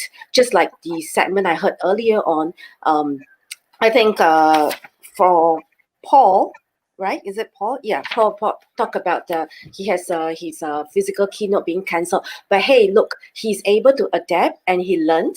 And just like Happy Coach Yuantai also said that he go and do a search in Google. So that is actually about learning a skills to prepare you for to build the foundations to go forward for 2021. Now coming to 2021, it will be a year of change and things will be moving very, very fast. For me, myself, I would actually do some big plans only after May, meaning perhaps it's springtime for the States, all right, springtime. So May, June will be a good time for you to move on and take off. So meanwhile, the first quarter of 2021, I would suggest that it would be still good to pick up your foundations and make up the plans that what you want to do and execute it with speed in from May onwards. That is what I would like to share with everyone. And to go forward, there will be 2 key factors to look out for. Number 1 will be in the space of travel and tourism. It's not just about international travel, but perhaps domestic travel, and how you can value add. Domestic travel can be in terms of a 1 or 2 days learning journey, or a short stay with family vacation, learning together, that kind of thing. So that would be a good area to focus on. And secondly will be or you can talk about a health tourism. For example, health tourism might not necessarily be for about medical checkup. It can be for the mind. It can be for, like yoga retreats and all that. That would be actually one of the areas to look out for. And the last but not least, all of you are in the right arena of business. That is the word that I call edutainment, meaning combine educational content with entertainment value. To combine these two, and this will be the entertainment. This will be going forward, like in the space of creating more productions, but make sure that it's valuable content, because COVID actually bring us down and make us very depressed. So people are looking in these 2 space that is actually more about enriching the mind, and as well as for those who are not able to travel. But something on the physical aspect, like like I said, in the space of travel and tourism, that would bring more value and entertainment. So that would be the future outlook for it for next year. That's just a general outlook for everyone to take note of. Thank you. That's awesome. Kevin, did you share the questions beforehand? Or what's up with it? I feel like I'm over here like stumbling through these, and the ladies up here are like dropping PowerPoint presentations. Like we're women, Travis. We're women. This is what we do. Dang. Love it. Oh, by the way, I just need to highlight something to all of you. Please, please, please be mindful of your health. All right. Healthier might not necessarily mean your physical body, but it's in terms of mental health.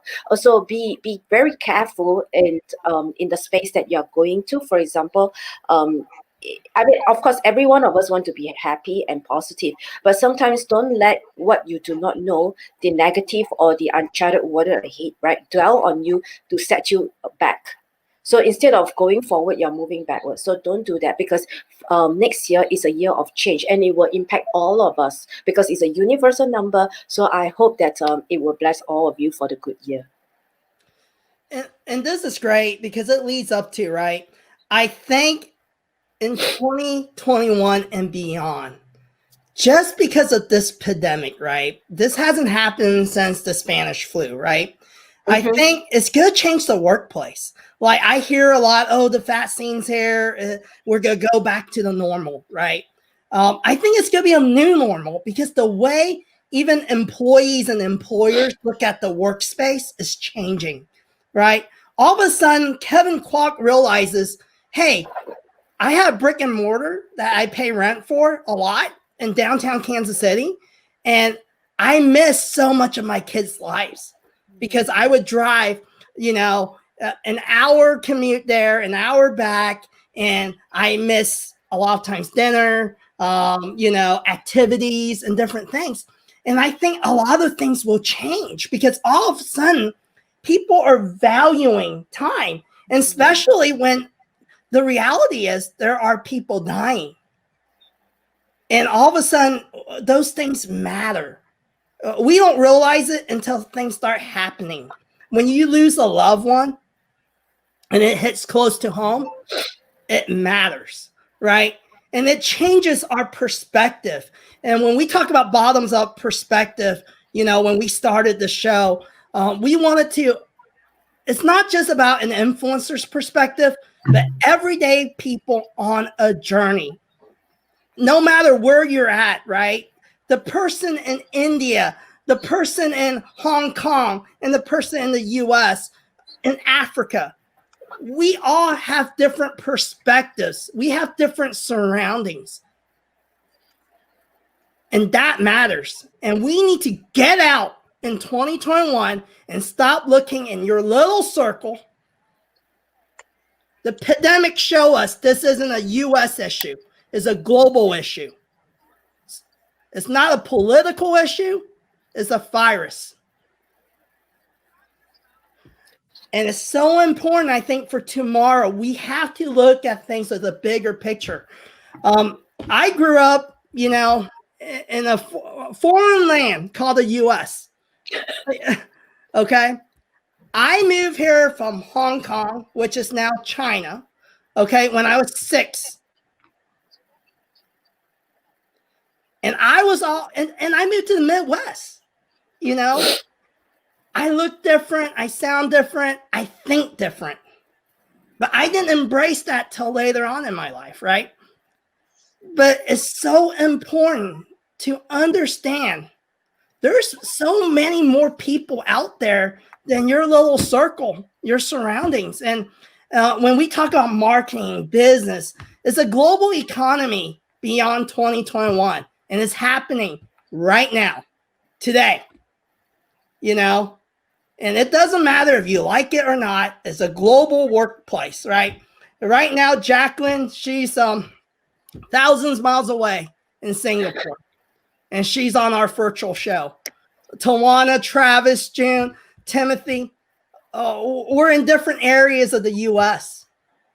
and we can communicate. I'm real strict about, social distancing, and that's my choice. And guess what? I've been meeting awesome friendships through this bottoms up perspective. Like friends that I'm closer with than maybe real friends that I can go next door and have dinner with. Mm-hmm. I'm the same way. Facts. And isn't that amazing, guys? And we look at yesterday, today, and all these sessions, and we look at it. Seemed like it's dark, and it hasn't been so great in 2020, right? Because we're in lockdown, we can't do things, but we're humans and we're resilient, and we can find new ways to communicate and connect. And I think that's so important. And I think with all of us here through all the sessions, I think it's no matter what, we've got to embrace positivity and mental mindset. Your health matters. And I challenge you, connect with people outside your norm because you'll learn something, And before we end the tomorrow session, what's one tip you can give to our audience that has helped you guys overcome, just all the challenges that you guys gone through in your lifetime, right? Not just in 2020, in your lifetime. What's one nugget that you can throw out there before our finale tonight? Be okay with failure. That's my nugget. That's awesome. Make decisions that will promote your future self, right? Don't drive your goals like you drive your car, staring at the rear view mirror and the side mirrors. Dust the crud off, rinse that windshield, and go ahead. Promote your future self.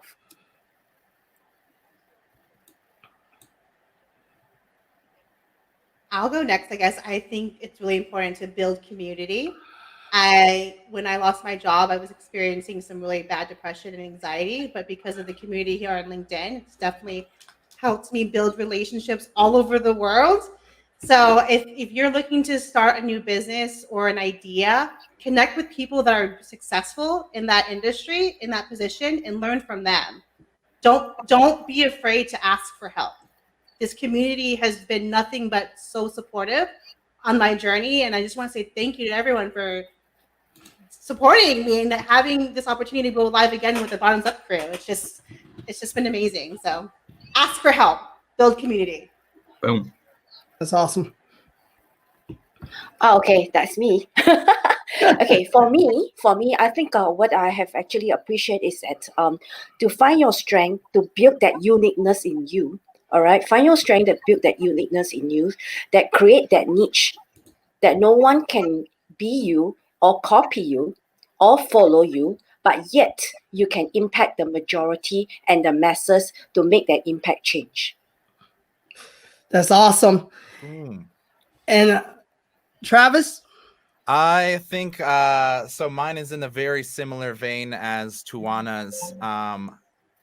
You can spend your entire life stuck in the preparation and strategy and planning and perfection phase. I spent nearly half the year planning the perfect podcast and the perfect media projects.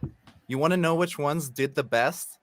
The ones that were put together on the fly, on the spot, less than a day before we needed to go live, and consistently over and over, those have been performing better than the stuff that you can plan and prep forever. So anything you can do, it doesn't matter what the vein is, if it's posting or writing or any single thing that you've been just thinking about or planning for, just take the first step now. Don't even wait till 2021, January, right now. And then test it next week. Do it again and again and again and again and again. And then you'll be rocking and rolling by the time you even look up. You'll have found your groove. You'll found your rhythm. It's just amazing how much more momentum you get just from trying, experimenting, and posting versus taking every course in the world and reading about it or anything. It's so easy to get pulled down, at least for some type of people. So if there's been any hesitation, start it now, post it now, write it now, share it now, and we'll all be there to support you. Yep. And my nugget for the night, build people. Hi, Kevin. Sorry, could I just add one more thing? Go ahead. For everyone, for all the audiences, after listening to, listening from the show right in the beginning about yesterday, today, and for tomorrow, I just want to share a very quick tip. Okay, to go forward for 2021, and the area that we should also look at, since what Travis is saying about the podcast and all that, and the productions, there will be more people seeking out in terms of visual effects, entertainment value. So do spend some time doing things like digital art. Digital art, what I meant is like animation, doodle, as well as creating TikTok, like what you say. This will be the value, and it's in line of entertainment as well as changes that is going for 2021. So if you want to win in the space of creating eyeball and capture tractions, then that should be the strategies to adopt. It's just like what June is doing, she's being unique, no offense, but being a mom, and I think I really admire her with that dance move. It's so groovy, and she does it so much with confidence and flexibility. I don't think I can do that, despite the fact that I love to dance, right? So because I just can't do it. But you see, that's the uniqueness that is in you. So work on that, build on that, and you will see success. That's awesome. And hey, I appreciate all of you, and it's such a great session. And I think I want to just end with, hey, continue to build people, because that's what it's all about. It's building people. I've seen it in myself. There was times where I was really struggling. I wasn't making my bills. I went through bankruptcy, lost a business, and I shifted my perspective. I started building people, and it wasn't about me. When you take your mind off yourself, you start seeing the light at the end of the tunnel, even during your hardest hours in your life. And that's a promise. That's a guarantee. And no coach, consultant can tell you different, because the truth is, if you focus on building people, don't focus on monetary, focus on building people. Because if you live in this world, it's all about the people. So thanks so much, you guys. And thank you for the entire audience that joined us. The next session is the finale. You'll have all the Bottoms Up core group, and with our StreamYard sponsor, Dana. She's going to be on live with us. And yeah, join us. It's going to be a surprise session. And now Timothy's going to play some music, and hope you guys can continue to join us in our show. Thank you, Travis. Thank you, June. Thank you, Jacqueline. Thank you, TaJuanna. And thank you. Thank you, Kevin. Thank you. Thank you, ladies.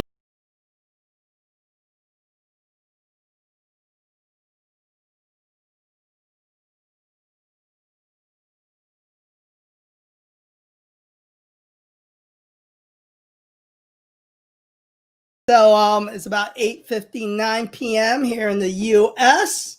and it's probably around 11 a.m. in Singapore, correct? Yep. Yeah. The thing is, usually you do like an hour and a half, give and take, right? This has been going on for like twice the time. But the thing is, at least for me, I don't feel that it was like that long. I don't know why. It's the energy levels just. It kind of flew by. I think, I was surprised. So, and Dana. thank you, Dana, for joining us. All right. Hi, Dana. Hi, everyone. You missed the dancing session. What? Are you kidding? Yeah. Yeah, we were having a blast over here from our seats. Oh my god. It was great. Oh my gosh. Yeah. Who's playing the music? Yeah, the guy who's not in here yet. Yeah. Yep, DJ Tim. So, oh, DJ Tim. Oh yeah, where is Tim? He's about to hop back in here. So, cool. So, yep. So, how are you doing? I'm doing well. How are you, Kevin? Awesome. So, why don't we start? Dana, why don't you introduce yourself real quick? Sure. Yeah. Well, thanks for having me on the grand finale. But I'm Dana Bentz, as you can see from my little name tag. I work at StreamYard. I'm head of marketing there, so I do a lot of live streaming. I'm guests on other people's shows and podcasts and other live streams. I was actually a guest earlier today, so this isn't my first live stream of the day, believe it or not. All right. Oh my gosh. I know. So I'm always streaming, but that's a quick version of me, quick background on me. Hi, Tim. Hello. Thanks for being here. Welcome back. Thank you. Hello, hello, hello. Yeah, so, well, StreamYard is the platform that made this happen. We had no idea tonight if, hey, we can go all, 4 hours on StreamYard. That's because a long stream. Yeah, with a live stream, you can't really test it because then you would have to go live and sit there for 4 hours, right? Right. So we had no idea, what platforms will allow us to keep going. And we even shifted sessions, had the DJing, change cameras, different things like that. So we really put your platform to the test. Nice. That is Dana. Good. The truth be told is we're trying to break it so that we can sue our sponsors. Hey, that's me. I know. Well, you know what? It's so funny because you can really put StreamYard to the test, and some people do. They're like, okay, we're gonna push this thing to the limits. We're gonna have a panel of 10 people. We're gonna have 60 guests total. Like Ross Brand, who is a big live streamer, he had I think 62 guests on his 5th anniversary show, which was just insane. And so he was like, I'm going to try to break StreamYard too. But since, as you guys know, you can move people out, you can give them a time slot and that's their time slot. And then they got to get out of the studio before someone else comes in. So you can really push it to the limits without breaking it yet. So since we got you on here and then we got our core group tonight and, we just finished talking about yesterday, today, and tomorrow, right? And how to overcome adversity and what tomorrow may look like, right? We want to just kind of talk a little about live streaming seems to be the thing, right? You got Twitch, you got TikTok, you got live streaming on Facebook, LinkedIn, live streams happening everywhere. Yeah. Yeah. So how do you differentiate yourself from other live streamers, right? What separates you? We talk a little about self-branding a little bit or personal branding, right? Yeah. But let's talk about that a little bit. And then I also want to talk about how we overcome, our challenges throughout this year. 39 episodes now. So. Oh my gosh. Yep. Congratulations. Thank you. Yeah. Thank you. That's a lot of episodes, especially as big of a group as you are. Like most people, they don't even have a co-host, let alone 4 co-hosts. So I think you're that 39 episodes is a testament to you all being super consistent. Because that's one thing that you can set yourself apart by doing. It seems so easy, like just have a consistent show and you show up every single week and you talk about whatever your show topic is. But there's so many people who either don't know that consistency is so important or don't care, or it's maybe it's too hard to be consistent every single week, like showing up, finding a guest, booking a new one each week. Like you guys know how hard that is. It's tough to find. It's tough to schedule, and people are busy. You want to have really good guests on that are going to provide a lot of value to your community. So it's like, I don't know, being consistent, as simple and as I don't want to say how menial it seems. It's really something that can set your show apart, believe it or not. And then there's all the other things that you can do to make it you, like all this fancy custom branding, that you guys have. It's all fancy. You have your logo, you have your branding colors that make it you. But then you also, I think we talked about this when I was a guest on your guys' show, and I think it was Tim that said that it's all about building your personal brand, who you are on the show. It kind of becomes your brand when you're live streaming, because it's such a human to human thing. And I think that's so important. going forward, growing a stream. I don't know what the other guys would say, but I definitely, out of what you just shared, and I'm not on every single show. I'm on a lot of them, but I'm not on every single one. But I know for me, when I'm able to be a part, I think it's really having those co-hosts or those hosts that you enjoy them. Like we're a real team. We actually enjoy one another. So I look forward to seeing these guys when I get on. If I haven't seen them for a couple weeks, it's like, yes, I get to see Jeremey and Aldric and Tim, and I see Kevin all the time, which is awesome. But I'm just saying, like, I really think having that sense of community, even with your co-hosts, to where we just enjoy talking to each other, you know. So yeah, and that also speaks to, like, not only do you enjoy and you love your co-hosts that you get to, and you look forward to streaming with them every week or every month, that's also important for the topic of your show too. I think, like, if you are passionate about, like, you know, whatever it is, maybe it's like crafts or art. It's like, if you're passionate about that, you're going to build that much bigger of a community and have a more successful stream, because I mean, your passionate nature about it, or your passion, is going to, like, shine through the stream, and it's also going to, like, inspire your viewers and make more people want to watch you. So I think you also have to like your co-hosts, but you in addition to that, you have to like what you're streaming about. I think I have something to say about that, really, because sometimes I am passionate about some of the topics, but there are sometimes I really have no idea what I'm gonna say. I have no idea. I'm not passionate at all, especially when it relates to, you know, things like numbers, finances. It's just hard. Sometimes you can't be consistent all the time because you can't be passionate about every topic. However, I must say this. I have come on as much as I could, although sometimes work pulls me away. Those topics that I'm not passionate about, or I'm most unsure about, those are the ones that I learn the most. So it's not a bad thing to not be passionate about some of the topics. And I think the nature of our live chat is that, you know, we have to know a little bit here and there, but really when there's sometimes you don't know anything, it's the time to be on learning mode, which I think will help. You know, this is for our audience as well. You know, don't nitpick what you want to hear. You know, just come on and see what you can learn. And I do think that one thing that helps us build a community really is the value we try to give. Like this 4 hours back-to-back mega show. I think I'm just wondering, why are we not charging money for it, right? I know, right? Yeah, exactly. We dropped some serious bombs in this episode. Everyone was so good. You do it in every episode. You should charge for every episode. We have no viewers, unfortunately. Gotta have a happy medium. Gotta get the viewers first, then charge. We'll get there. We'll get there. Yeah.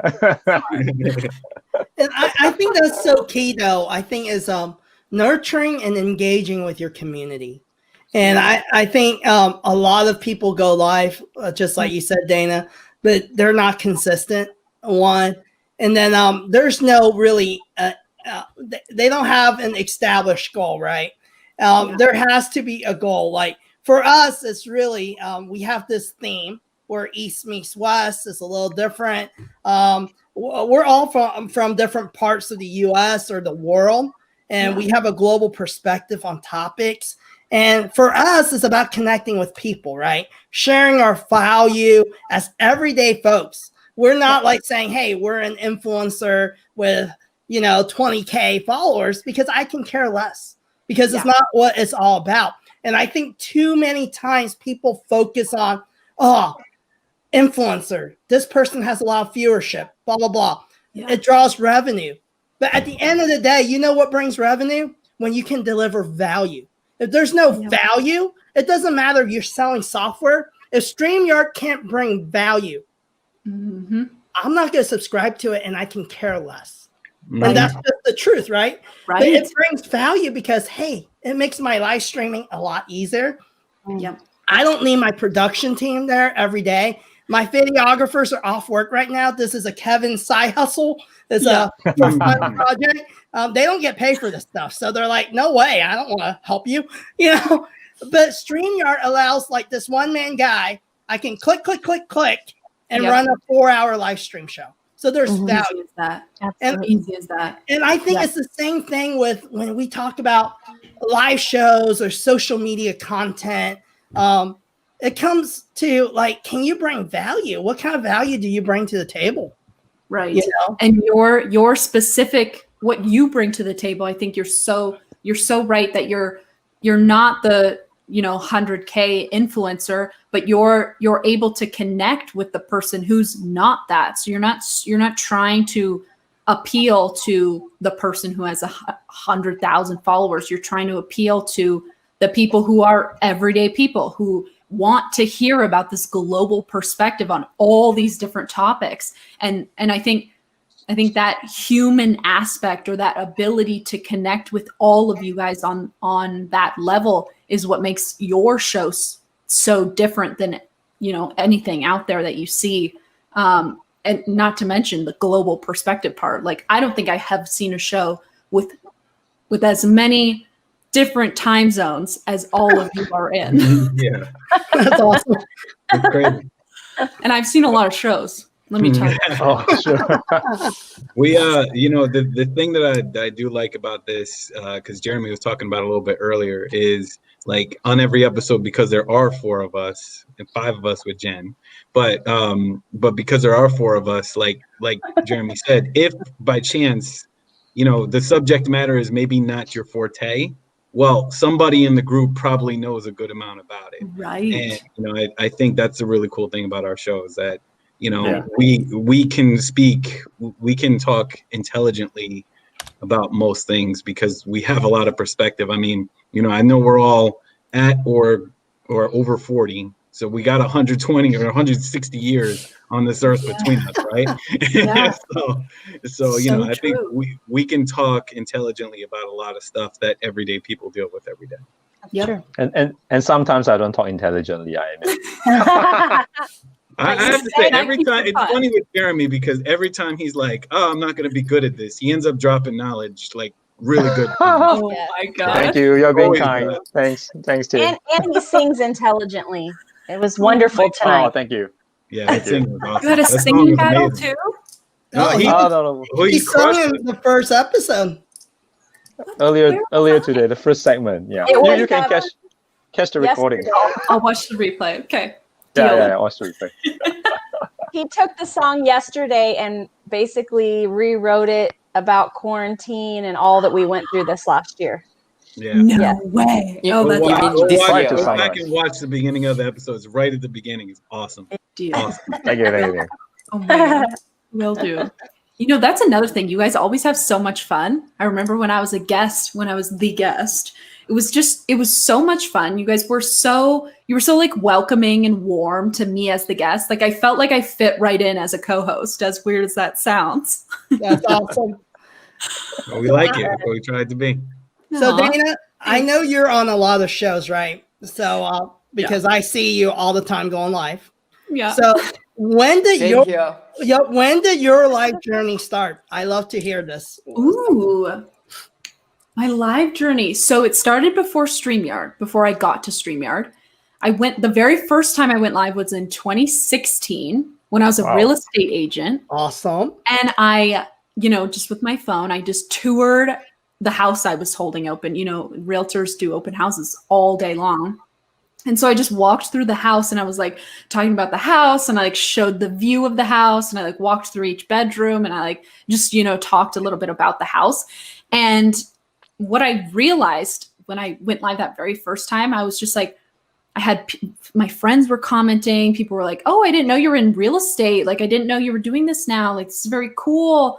It felt like I had reached so many more people with live. And I was like, this is a really interesting way, to like market myself as a real estate agent, to stay in touch with the people that I know, to hopefully get, more clients from this. So I was just shocked at how much engagement the live got versus, a video upload or even a picture that I post. And so long story short, I started an actual, show, like an interview live stream show in 2018. And that was when I started using StreamYard. And then that was when I was still in real estate, and it was a more interview show. So I was interviewing other realtors around the country. I would interview home loan experts, just to get a different perspective on the real estate market, and then to hopefully learn something about real estate or about business or about mortgages, anything in that realm. And then I shut that show down when I got out of real estate and moved into working for StreamYard in a marketing role. And that was like my way to transition into the startup lifestyle, because that had always been like my dream life. Like my dream job is to work at a little startup, where everyone's like working super hard every day and so stoked about the product. And that's when I found StreamYard, and that I'm still here today. Awesome. That is awesome. Oh, that's so cool. You were way ahead of us. Way ahead of us. No kidding? We had no idea. I mean, 2016 is when you first started going live. It's crazy. I know. It's kind of a long time ago, but there's some people who they're like, I went live on YouTube when it was like 2009. And I'm like, that's like day one of live streaming. Yeah. Whoa. No, I have to say the live streaming, especially like on a solo perspective, it's pretty darn cool. Like I do a lot of it on TikTok now, and you connect with the audience. You connect with the audience a lot doing that because people see you. You get to talk back to them. It may feel like, hey, I'm a part of something. So I'm really appreciating the live streaming aspect of things happening now. I think it's pretty cool, and I think it is a game changer. Yeah, and I think it totally is it's more important now, I think, than it used to be or than it was like 2 years ago, because people are craving that human connection, that like here and now connection, because we're all stuck at home, all day. Mm-hmm. So I think people are like drawn to like, oh, there's a live stream and I could tune in and I can make friends with the other people in the comments, or I can make friends with the hosts of the show because they're going to shout out my comment in the live, and I can ask questions to them and they'll answer them in the show. Like that doesn't happen on podcasts. It doesn't happen, in blog posts.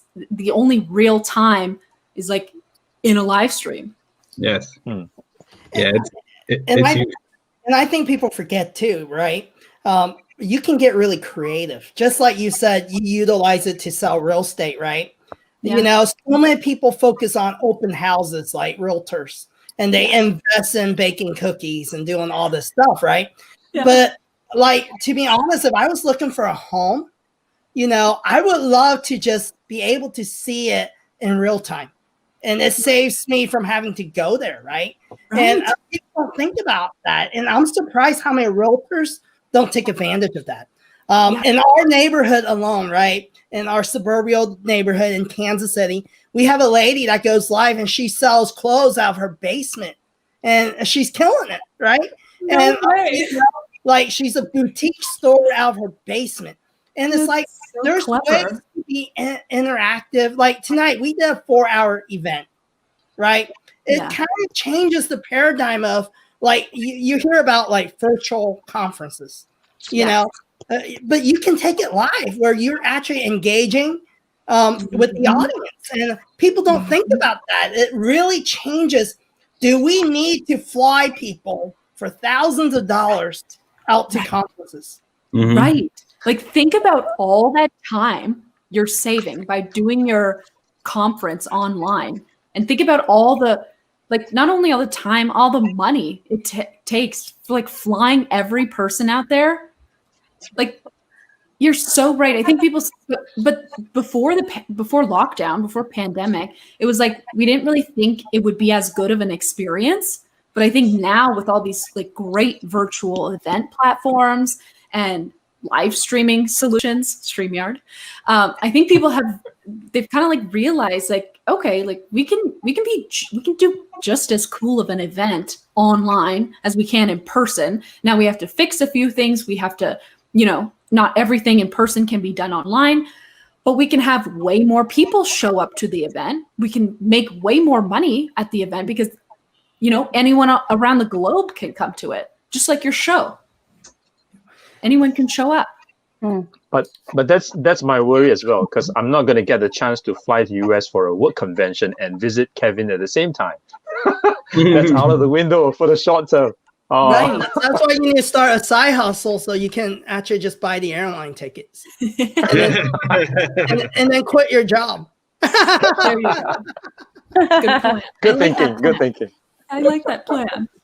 Then you can come over here to our house and you can get online and watch a conference that's out in California or in Singapore. Yeah, right. That's an idea. That's an idea. Yeah. Good plan.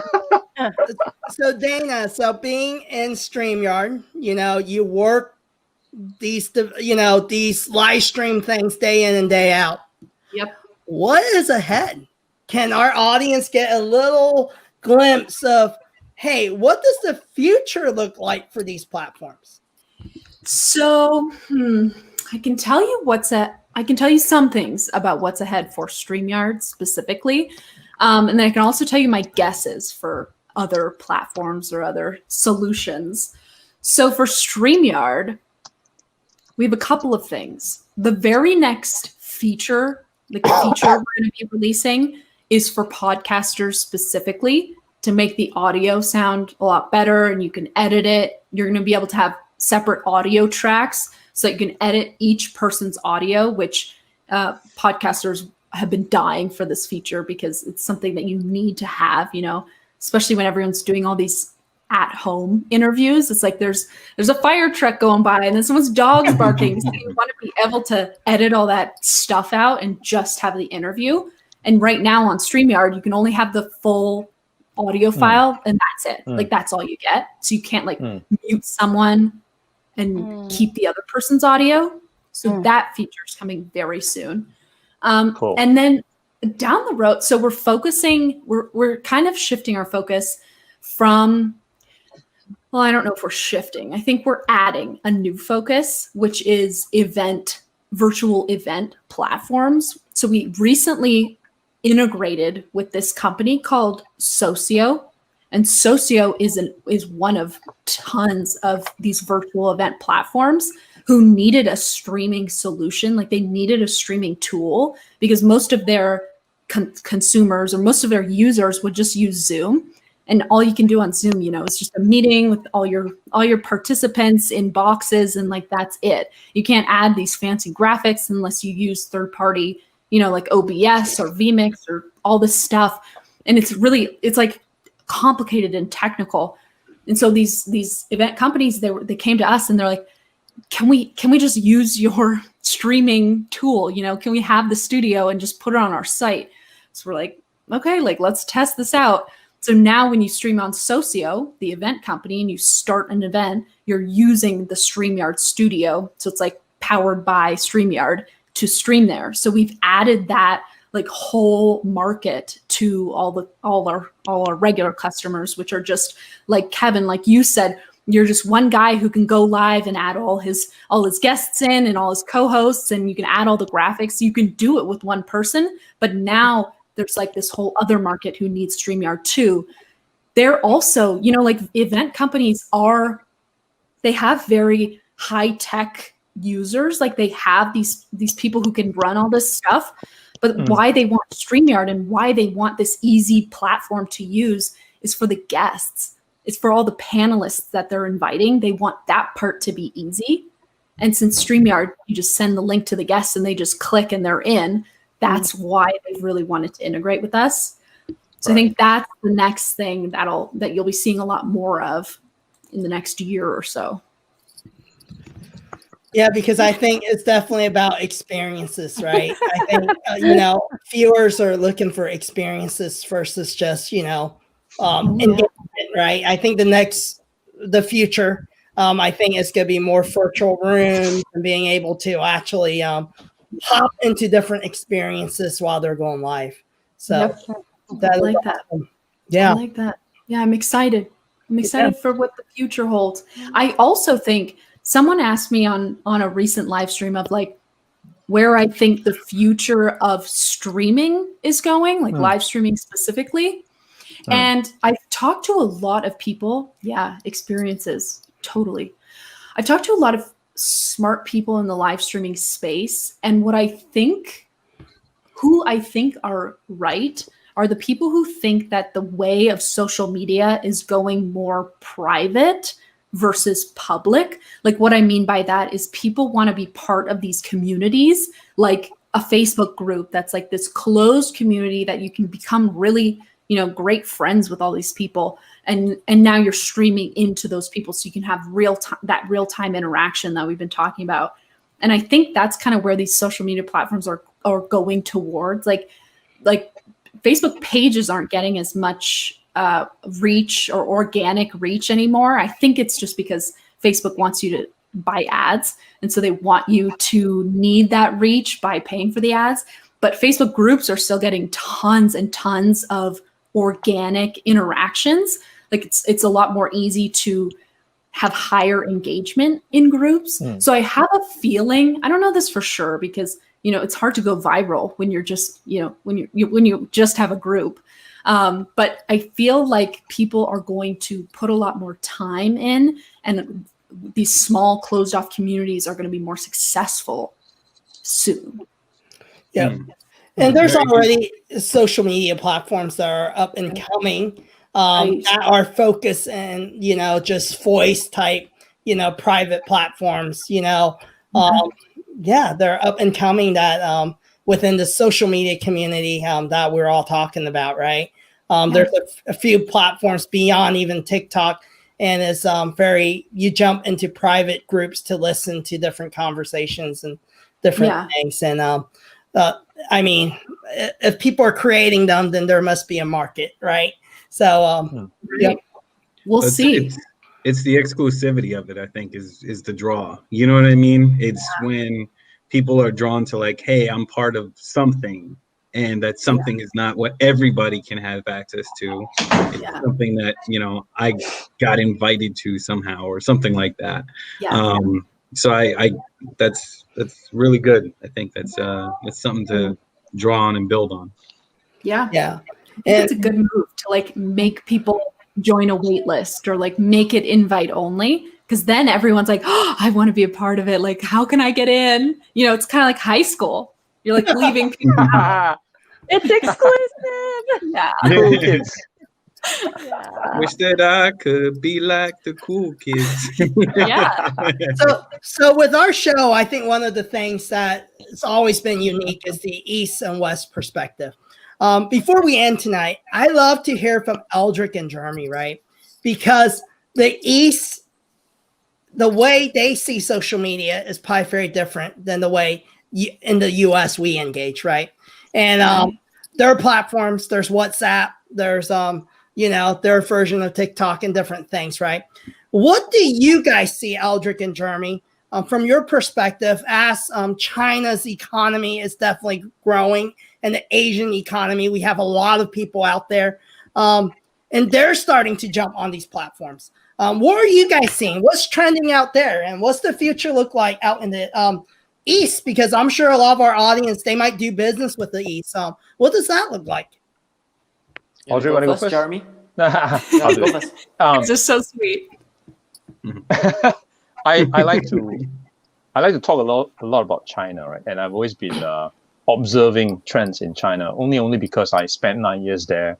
Part of my heart and soul is still there, and it's just amazing seeing how things are moving in China. A lot of people, especially in the industry, I mean like retail, a lot of people will say that US, Walmart, Amazon, is leading retail, right? Either the physical space or online e-commerce whatsoever. But I always tell people, no.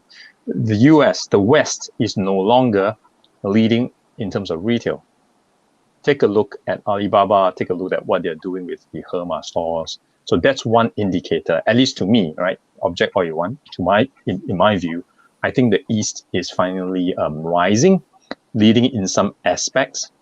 And if we were going to talk about live streaming, seriously, just look at China, right? Live streaming is everywhere, really everywhere in everyone's days lives. You see farmers who live stream to sell their crops, their What? carrots. Yes, no kidding. Yeah, you just check social media, the news like that. The most ridiculous one I saw recently was it was actually an exhibition, right? An exhibition, but this exhibition had little small offices along the exhibition space, and you pop into one of these rooms or offices. What do you see? You see that ring of light thing, and then people are doing live streaming in a physical exhibition space, which is kind of funny, right? A bit paradox, and it's just crazy. Live stream has just taken off. I think even before the pandemic, you hear so many news about influencers selling moving tons of products, millions of dollars of products to live stream. The two very famous ones, just Google them, is this guy called Mr. Bags, as in handbag, plural, Mr. Bags. He moves millions of dollars of handbags when he collaborates with luxury brands targeted at China in China consumers, right? The other guy, also another guy, is called, I think, Mr. Lips, as in Kelsey Lips. He sells lipsticks. He do live streams and sell lipsticks. He also moves tons, millions of lipsticks whenever any brand collaborates with him. So if you were to ask me about the East, China is definitely leading in terms of live stream. However, I think the rest of the East, I think, are really far gap behind China. I don't know why that is so. Maybe we're just the rest of APEC just too conservative, or maybe people are still not so comfortable, more reserved, right? Or maybe it's the connection. Video. Certain countries don't have the kind of infrastructure, like Singapore or US have to facilitate this kind of real time, without any kind of a Charlie Chaplin kind of a stuttering movie type, where the frame moves little bit by little bit. So it's still very varied because honestly, APAC is huge and spreads along so much of a culture diversity, different stages of development, and different time zones even, right? So I would say China is definitely leading, and the rest of Asia is still lagging behind, though it's picking up. And the pandemic has also sort of accelerated it, because it used to be that webinar used to be like a huge thing, in the sense that, oh, we have a webinar, let's hop on, and it was like a big accomplishment for any sort of marketing department. But come pandemic, you see webinars popping up everywhere. Suddenly it's like a norm, right? Because you can't go to an exhibition. So webinars, sort of kind of a live stream kind of thing, is become the norm. I don't think it will go away. And back to what I said about traveling for business, right? Now with all this live stream and all, I think I've commented before, the future of work, it's going to be interesting, because in my company, it used to be when we want to fly, you need to submit a travel request. And then they make you tick through this list of questions. Can you meet the client online instead? Yes or no? Usually you put no, because you want to go and visit that person, right? And can this be done over the phone? Can you do voice conferencing? Can you do video conferencing? And you go, no, I just want to go to the trip, right? And then usually it's approved. Nobody will ask second question or second guess that, and you approve to go to the trip. But now, after what has happened with live stream and all that, big question mark. You can forget it remains to be seen. Cost, right? And cost as well, right? So I think it depends on two things, right? I think it depends. This will have like two schools of thoughts based on what I think would happen. We need to look at the top guy in the company, what he or she does, because it can fall both ways, right?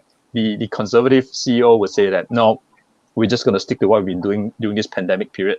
You can only fly there maybe to do the handshake of a $10 million deal, maybe, right? But what I do think is, if the other school of thought is, if the CEO is enlightened enough to know that we crave this kind of physical touch, physical face-to-face meetup, I think the company that starts sending the people flying all over the place to re-engage and reconnect with customers, assuming in safe conditions, everyone's vaccinated, COVID-19 is no longer there, I think those will be the company that will go ahead. Seriously, that's my personal view. Okay, Jeremy, that's a long Jeremy, long I want summary. to jump in real quick Yeah. before I forget my train of thought. Go ahead. And I want to go back to earlier when you said China is leading, right?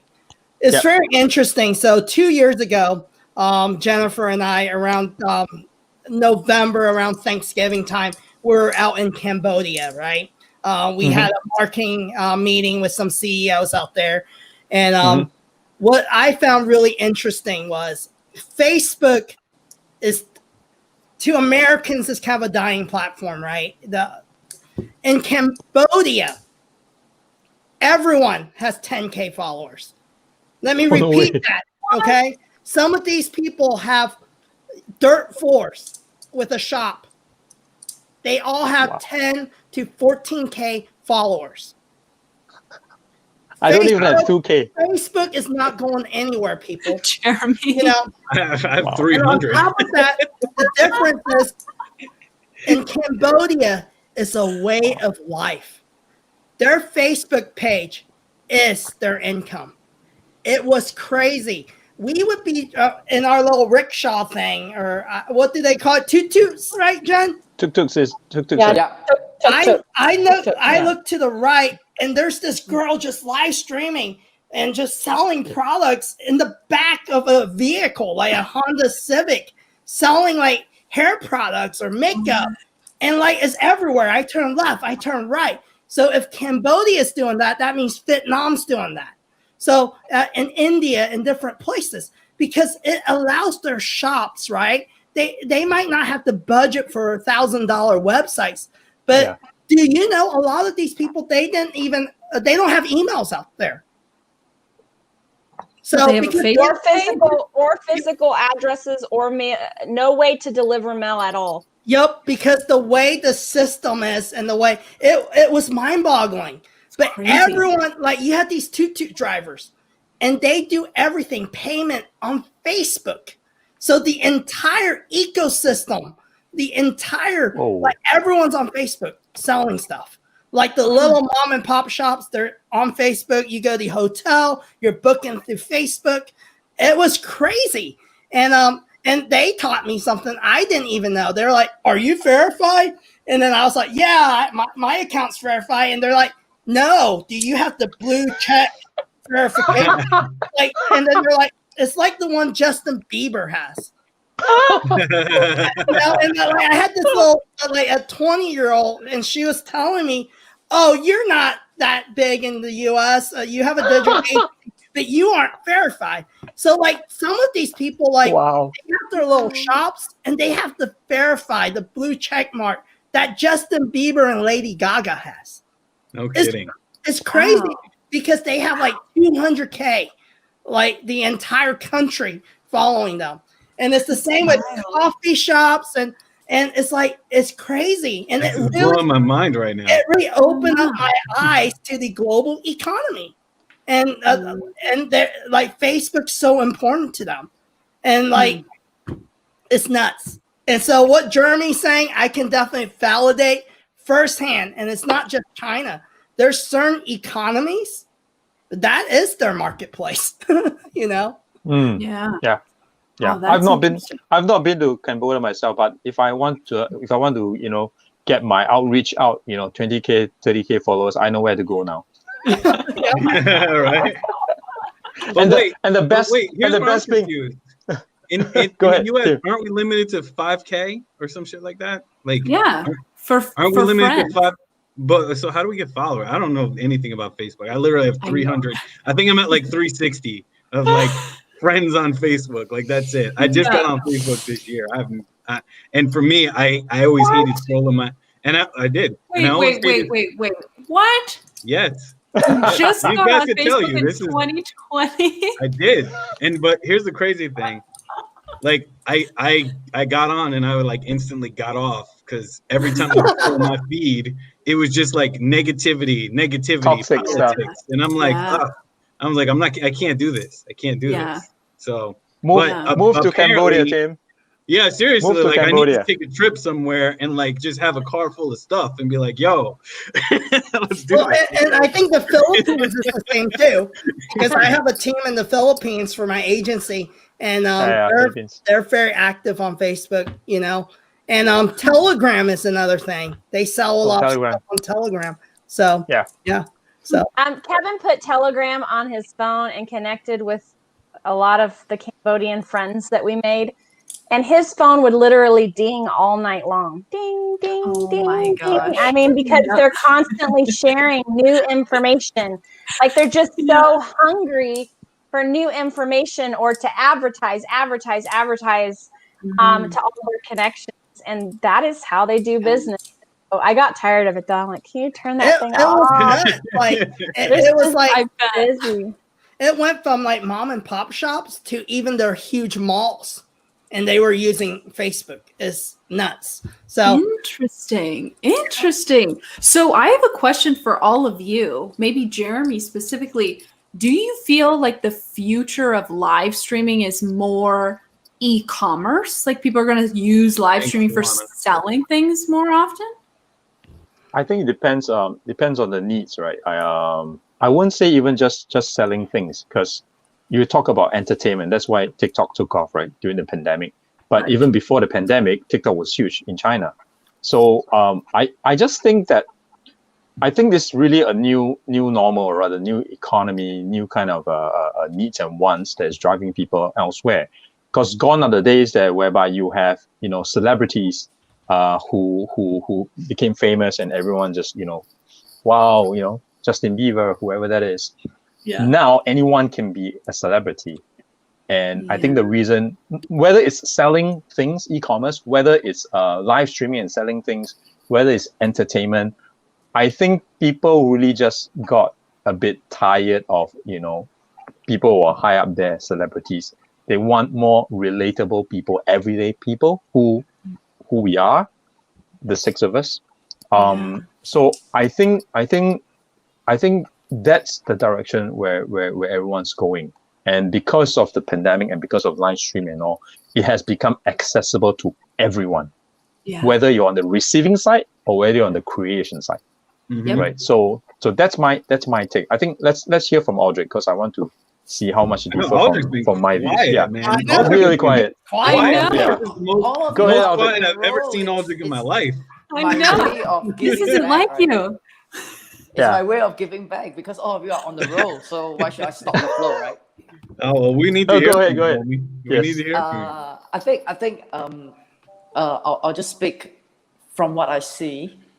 That live stream hasn't really taken off in Asia or this part of the world, and in some sense it excites me, because rightly or wrongly, I think that I'm in front. So if this thing takes up, if it picks up, then it will lift the tide will lift my boat, and I think that will be a very good thing.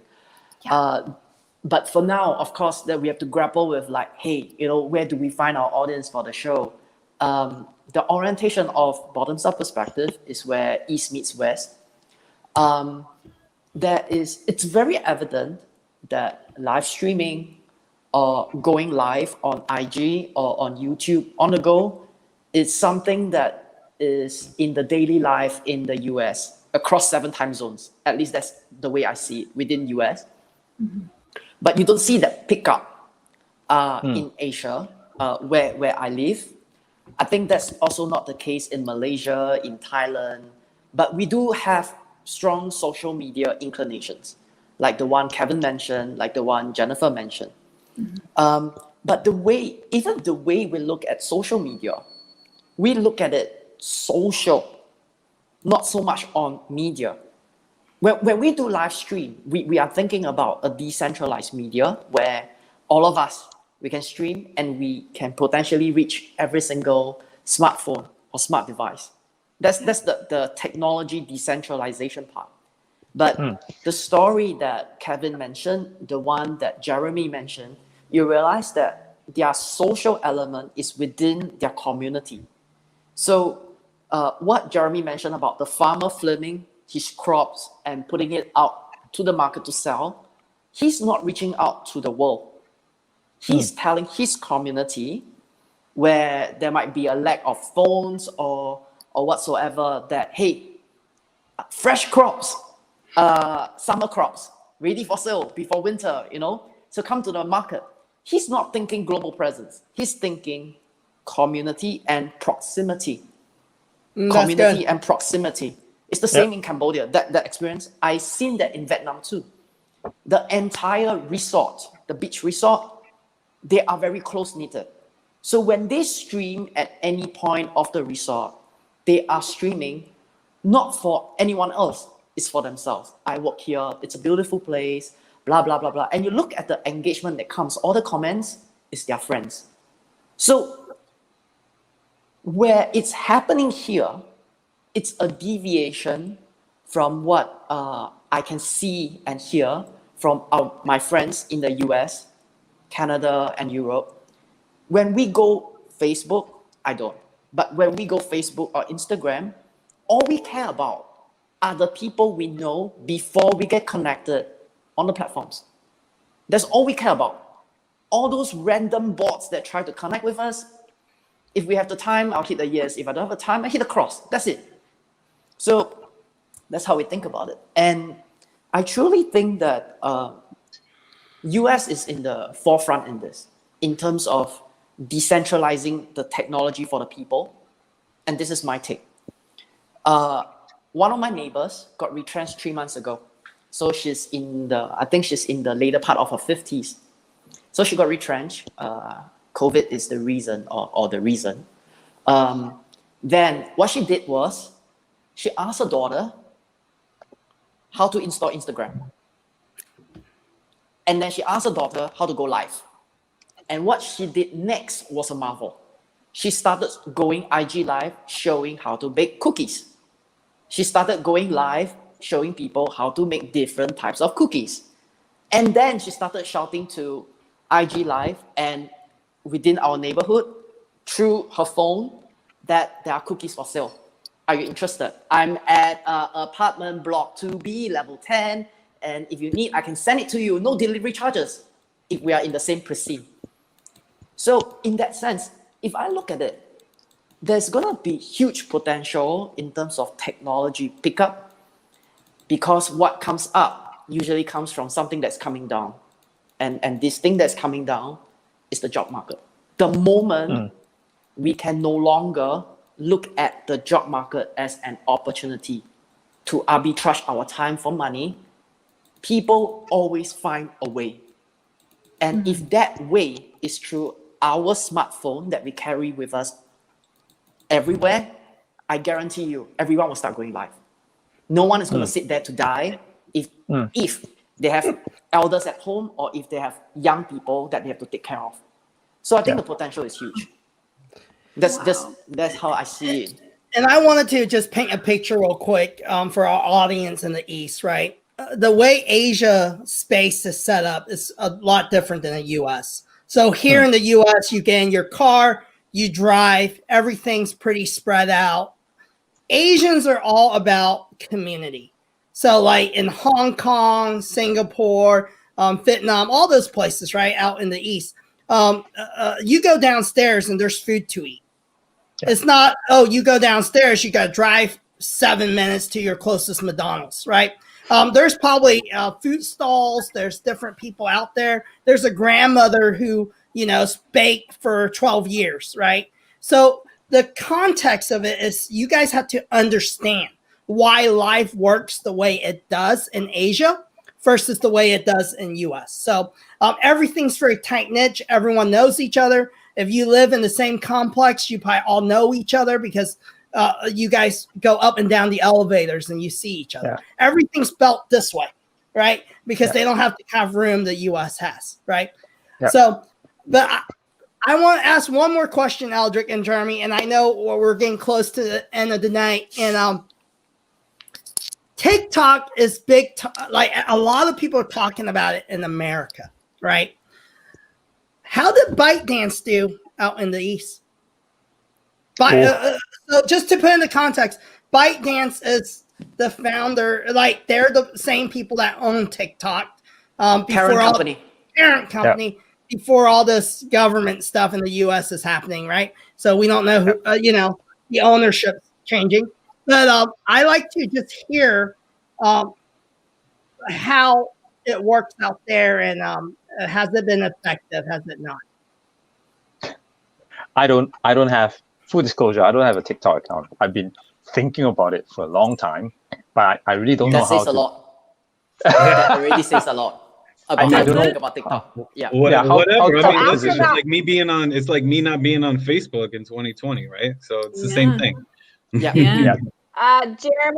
Jeremy, don't feel No, bad. I don't. I don't. Okay, I don't prefer TikTok. No, but I'm not even. I don't want to TikTok, talk okay? about like if you guys are on TikTok or not. I want to hear how it did regards to ByteDance in Asia. Yeah, that's what I'm gonna go into is that I think ByteDance is what you would call a challenger within the China space tech companies, right? Because if you follow the news, what they're actually trying to do, they're going to try to take on Baidu, which is the Google equivalent of search in China. So they are the challenger. So ByteDance, they bought Musical.ly, which is what turned out to end to be TikTok, right? So I think to me it's a generation thing, at least in my view, right? You know, I'm mid-40s, TikTok, still thinking a lot about it. Probably don't have that time. I'm in B2B marketing. TikTok is more probably B2C. If I'm going to do it, it's just more for fun. But then again, my time for fun, there are other options. So that's what I'm thinking about in TikTok. But I do think it's kind of like the next thing, right? For the young people, right? I mean, my age, probably was Friendster, and then the next new thing was Facebook, and then the next new thing was, I don't know, maybe it was Instagram. Yeah, exactly. So TikTok is for the new generation what Instagram was for me, right? Yeah. Right. So that's kind of, I think that's what we call, social media platform life cycle. With everything, there's a life cycle, right? So I'm not even into Instagram. Just this year, then I got an Instagram account. Why? Because there was someone in retail who wanted to do an Instagram live with me, and I had no idea what to do on Instagram. So I had to ask my wife. So she's on Instagram. So that's how much of a dinosaur I am. So I have not really moved. I have not really moved to chase the next big thing. And I was just wondering, maybe I should leapfrog Instagram and go into TikTok. But then again, what am I going to do there? What am I going to do there? Yes, I can sing, no problem. And I've told people before, I can dance, no problem. But am I going to do that on TikTok? What's the purpose? Why? You can sing, Jeremy. No, dude, let me tell you seriously, and I don't want to take up too much time. People would eat that up on TikTok because people love originality on TikTok. Like, old guy, right? People would really eat that up on TikTok. And the thing is, go ahead. No, I was just gonna say, they would eat that. Sorry, Jeremy was gonna say something, so I cut off. But anyway, people would eat that up because they really do like originality, and people like buying into people. Like the people who I follow on TikTok are like us, right? Like everyday people who are creative and who are cool and have a good personality, and I make friends with them, and that's the people I follow. I don't follow the people that have 2 million followers and follow 100 people. I don't care about them because, to be honest, what do they do for me? I follow people like us, and that's the people who I support and buy into. So people would really eat that up on TikTok, believe it or not. And TikTok is the it platform right now. I'm telling you, it's the it platform. I promise you. It is. No, it is. I know it is. I know it is. But enough about me, right? But my point is that, from a commercial sense, if, say, for example, I lose my job and I want to sell something to target the young people, I will definitely go on TikTok, right? Then the question is, do you build that following before the commercial needs, right? Yes. So that's something we need to think about. And I think, I'm not sure if everyone thinks about it that way, but, I think the theme here really is also that I think TikTok is more community-based also, I feel, because there are different genres of music or genres of things that people go into to do in TikTok, right? There are people who just dance all day. There are people who just sing all day. There are people who sell. There are people who deliver business value. So I think TikTok might be more what you call that, differentiated in terms of just like a TV show, a TV channel, right? You have different genres of content. So maybe that's TikTok. I haven't had the time to really seriously evaluate it, but I hear you say a lot about it, Tim. But I need to think about the business. Is Tim TikTok famous? I mean, I only have 2,000 followers. It's happening. That's a few thousand more than me. It's not at all. But I got the 2,000 fairly quickly, so I'm doing okay. Okay, over Aldric, to you, I'd love Aldric. to hear your insight on Asia, specific to Asia. Yep. I think that we have to take one thing into consideration, which is the innate ability to want to express ourselves. That is prevalent in the US, and here we are pretty much more reserved. So it takes a lot of energy to overcome the inertia of saying like, okay, you know, I'm going to just express myself today, what I want to do here and that. Now, I'm saying this from more of a video perspective because I don't own TikTok. Because the kind of conversations that go around would be, if I'm consuming content, what are the kind of content that is not that, how should I say, intrusive? So if I'm looking at an image, it's static. I regardless of your message, it's me who will take away what message I want to. It's static. Mm-hmm. It's totally up to me. When it's a video, I can get you to interpret the message the way I want it to. It's like now, I can say and guide you to where I want you to be. So when we look at videos, we look at people who are freely expressing themselves. That's fine. That's good too. It builds your personal brand and things like that. Then the thing is, why am I doing this? I may understand why the content creator is doing it, because he's expressing himself or herself. But as a consumer, why am I doing this? So I think there's some form of reservation that is prevalent here, where when we look at it, it's like, oh, that's nice. That young lady is like doing something on TikTok. You know, she's pretty, she's cool. But then it's like, what's the difference between her doing it on TikTok versus me looking at her static photo on Instagram, and she just went live on IG selling something, and now she's like dancing here? Then we'll be like, okay, that's like a little overexposure. So I think when we look at the way we see TikTok or whatsoever, I think most of us this year, we swing into the other extreme. So it's like whichever platform that we go to, it's a heavy bombardment of content. Because nowadays, staying at home, everyone is busy creating content, trying to build their followers and things like that. So when I look at the entire ecosystem, and when I look at my apps, I'll be thinking, okay, if I go on this platform, what I'm going to get out of it? If I go on this platform, what I'm going to get out of it? So if I'm looking at videos of people freely expressing themselves, that's fine. But then the thing is, okay, so what have you done for me? Like, okay, I got entertained, and yeah, so. But people love that, man. But people love it. They freaking love it. Like I see people who they'll post the same content on IG and on TikTok, and the same people will like them on both platforms. Like legit, like I'm telling you, like people love that stuff. It's crazy. So like there is no overexposure when it comes to that, and that's what I'm seeing and learning.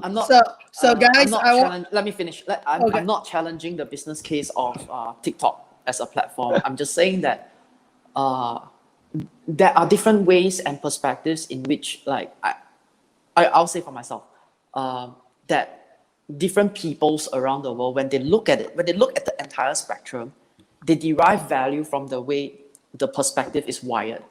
So if I see that I can get more value out of IG and LinkedIn, then I will go IG and LinkedIn. I won't spend so much time there, because this is like a shopping mentality, right? I do what I have to. So I think in that sense, it's I would say that it's very different. It's really very different.